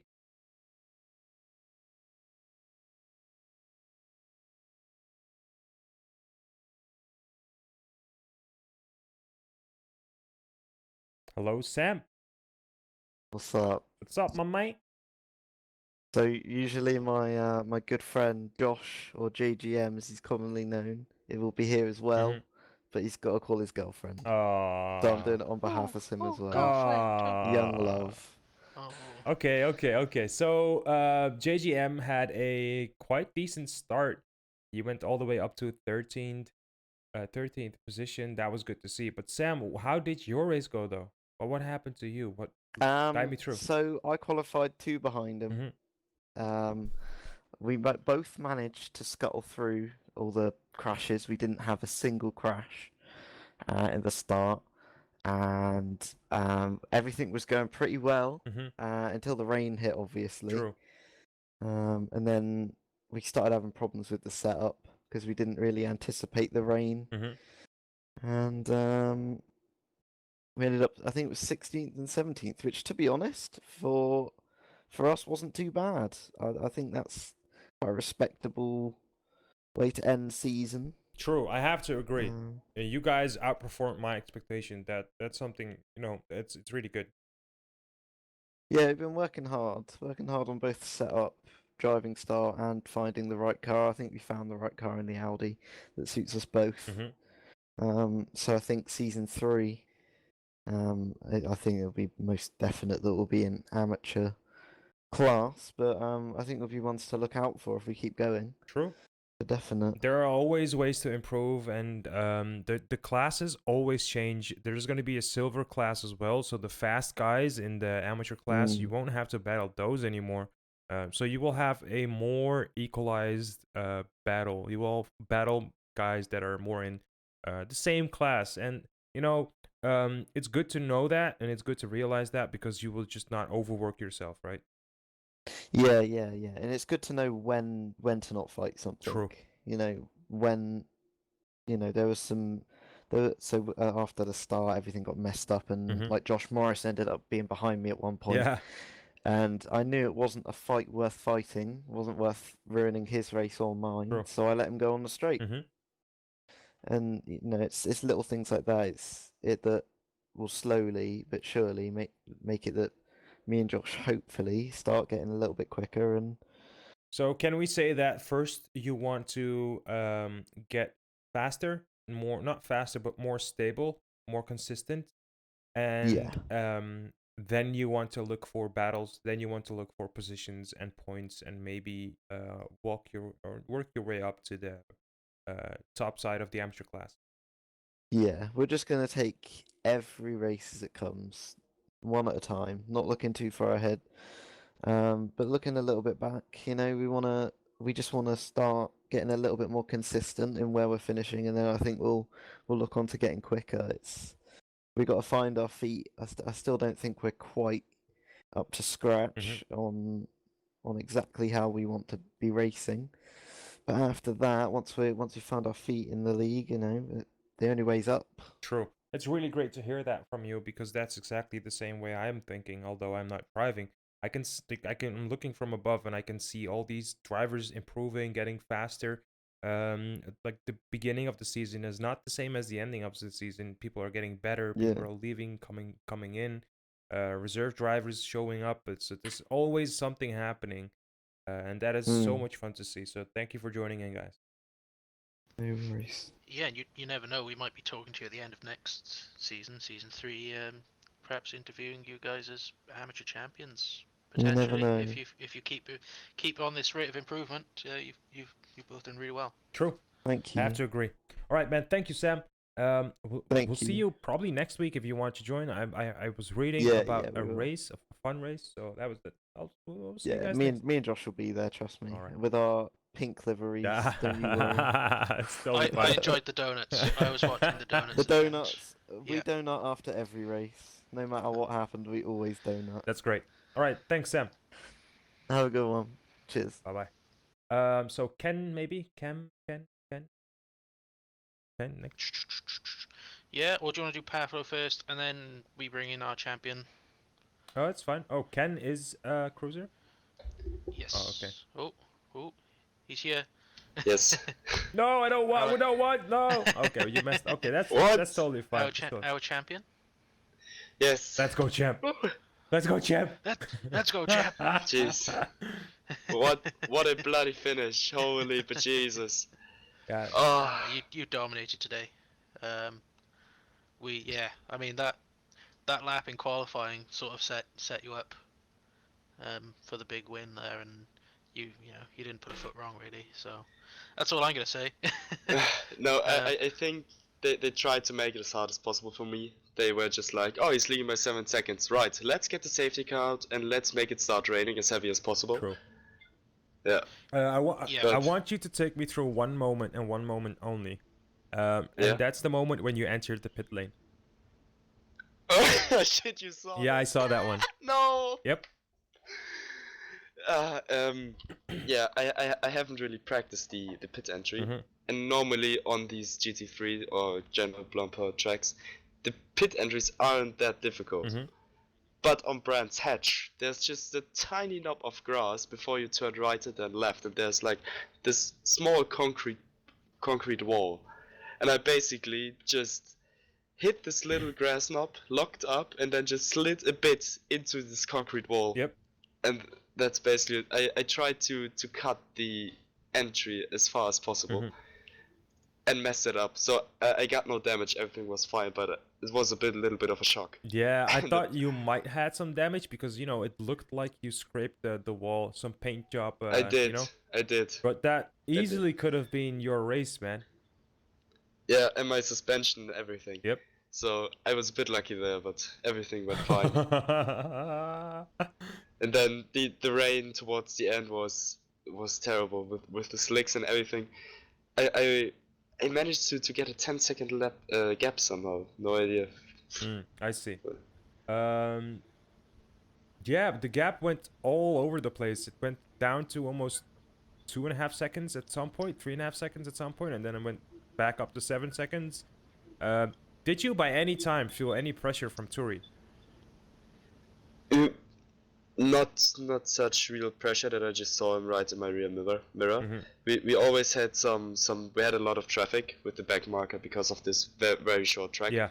And we had a lot of people, so we always had some track markers and like 1 or 2 corners between us. But at some point when the gap went from 7 to 4 seconds, I was like, okay, I should push now because I had a lot of traffic, and then just got on with it. But we normally had some real door handle to door handle duels on track, but on this race this wasn't really the case. True. Yeah, man, congrats one more time. Dowlin, you have some final questions for this young lad? For this young champion, just at what point during the race did you think, yes, this is mine? This, you know. I actually thought this before the rain started. Before the safety car where I was leading by like 7 or 8 seconds, I thought, okay, I should be able to bring this home safely. And then the safety car came, and then the rain came. Then I was like, okay, this could go horribly wrong, but it didn't. And then like in the last 2 minutes or something, also when the crash happened between, I think it was Kai and the other Aston, I was like, okay, now I got it. Just drag the car home. It should be fine. True. Did you feel any grip loss before the rain started? Before the rain, a bit. I felt that with the heavy fuel and the worn out tires, but it's normal on Brands Hatch. It really is a killing tire track.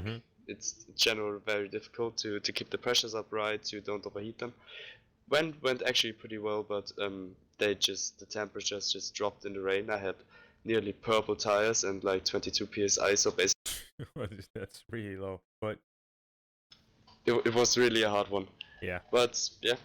All right, man. Thank you so much. And we hope to see you next week. I'm not sure if you can join us in next week, but other than that, I should be able to be next week. I now done all of my tests, and now I'm through, and now I can focus back on racing, and yeah. On the the important stuff in life, right? Yeah.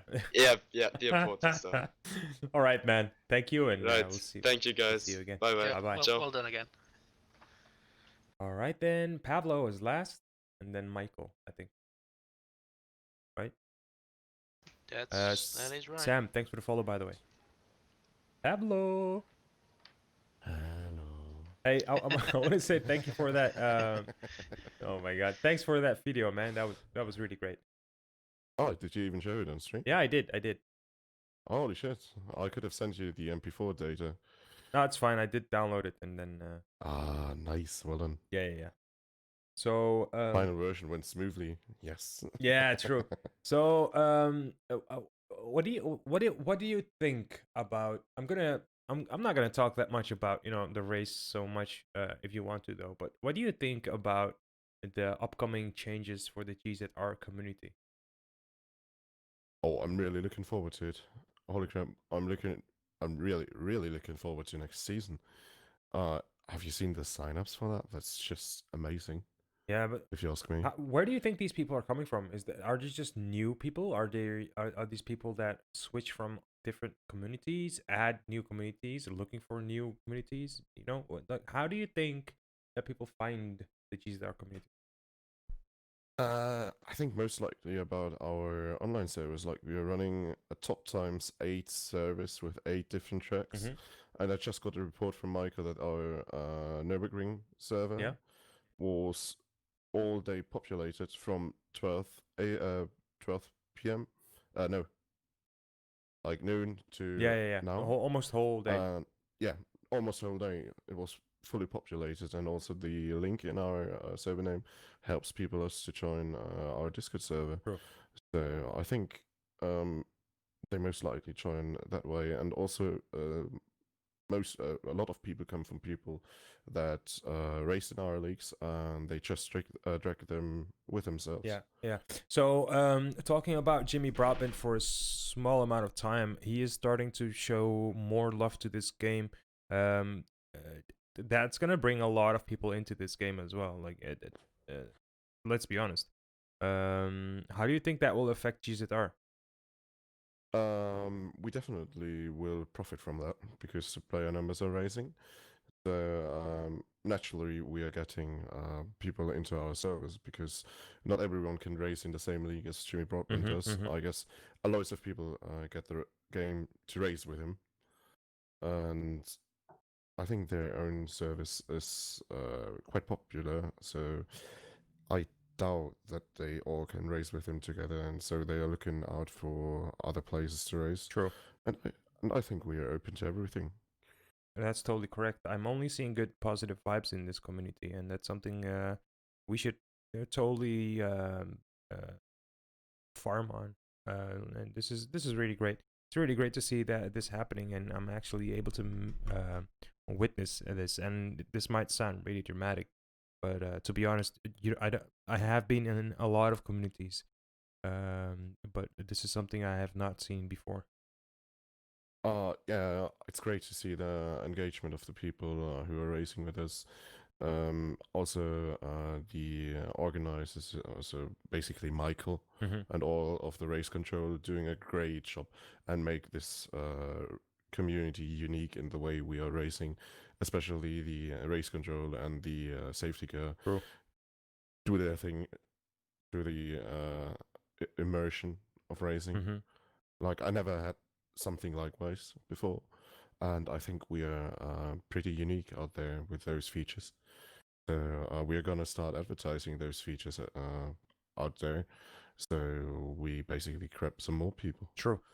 All right, man. Any last words before we go over to Michael? Yeah, definitely. Congratulations to Lucas. He was good racing, and I'm looking forward to next season. Hopefully, I can battle with him and Jury. They were just like cruise missiles, like Darkness Eagle said. It was just amazing. Those two guys. True. Holy shit, that's good. And I'm really looking forward to get more people like those. Yeah. All right, man. Thank you. Thank you too for the interview, man. Anytime. See you. Anytime. Bye bye. Bye bye. All right. So I think I was reading that Pavlo was the last, maybe Michael, but I'm not sure. Let's see. Michael is going to be probably the last one. Maybe we can have a chat with Boom as well. It's nearly past my bedtime. Yeah. That's why it's getting really late. Should we get the man, the myth, the legend, the race controller? Yeah, let's ask Boom. Boom, is Michael willing to interview, or does he want to interview? That's the thing. Not being forced, or else I'm gonna end it here. We're almost live for 3 hours. It's quite long. Hello. Hey, Boom. How are you doing? I'm doing great, man. How are you doing? Yeah, great. Great stream, by the way. Hey, thanks, man. Great stream. Thank you. So, yeah, this is not really an interview, but this is just more of a question. What do you think about this, man? Like, how far can we get this? I think pretty far. So the community is developing, and yeah, the stream is growing. The numbers are growing every week, so we will push it to the limits.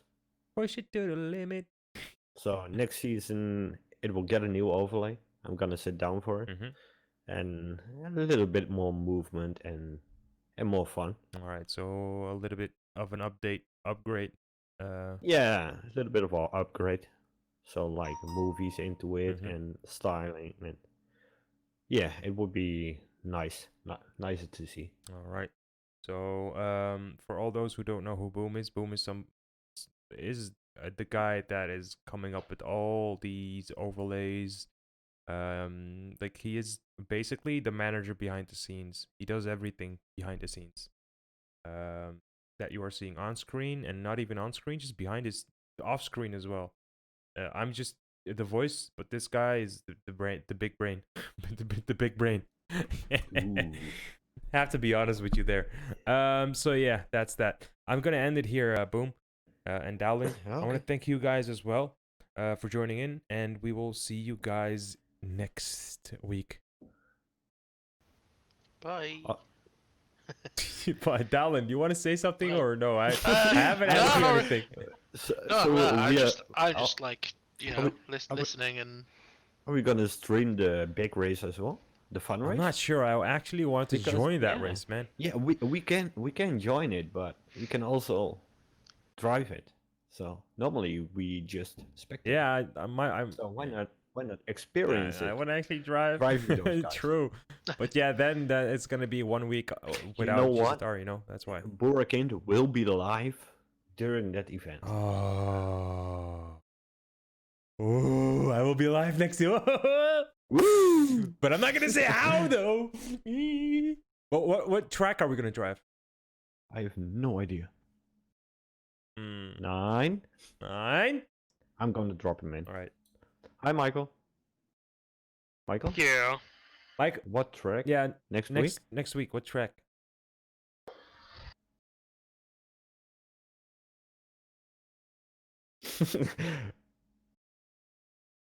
I don't think Michael. I was in the other room, so I didn't want to play the kettle on the stream. That's why I ask people.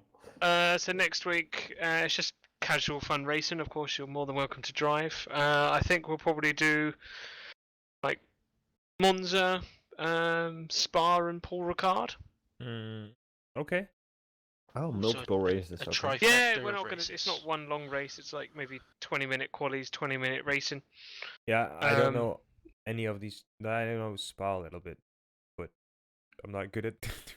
Monza's fun. Yeah, I don't know Paul Ricard, but so I hate Paul Ricard. But that's fine. Paul Ricard's just fun. It's fun to battle on. It's really fun to battle on. Yeah, I don't like driving it solo, but it's fun to race on. It really is. All right. That was actually the question for you there. Michael. Yeah, I need to end the stream. I'm a little tired. I didn't even do anything today, so I don't know what's happening with my body.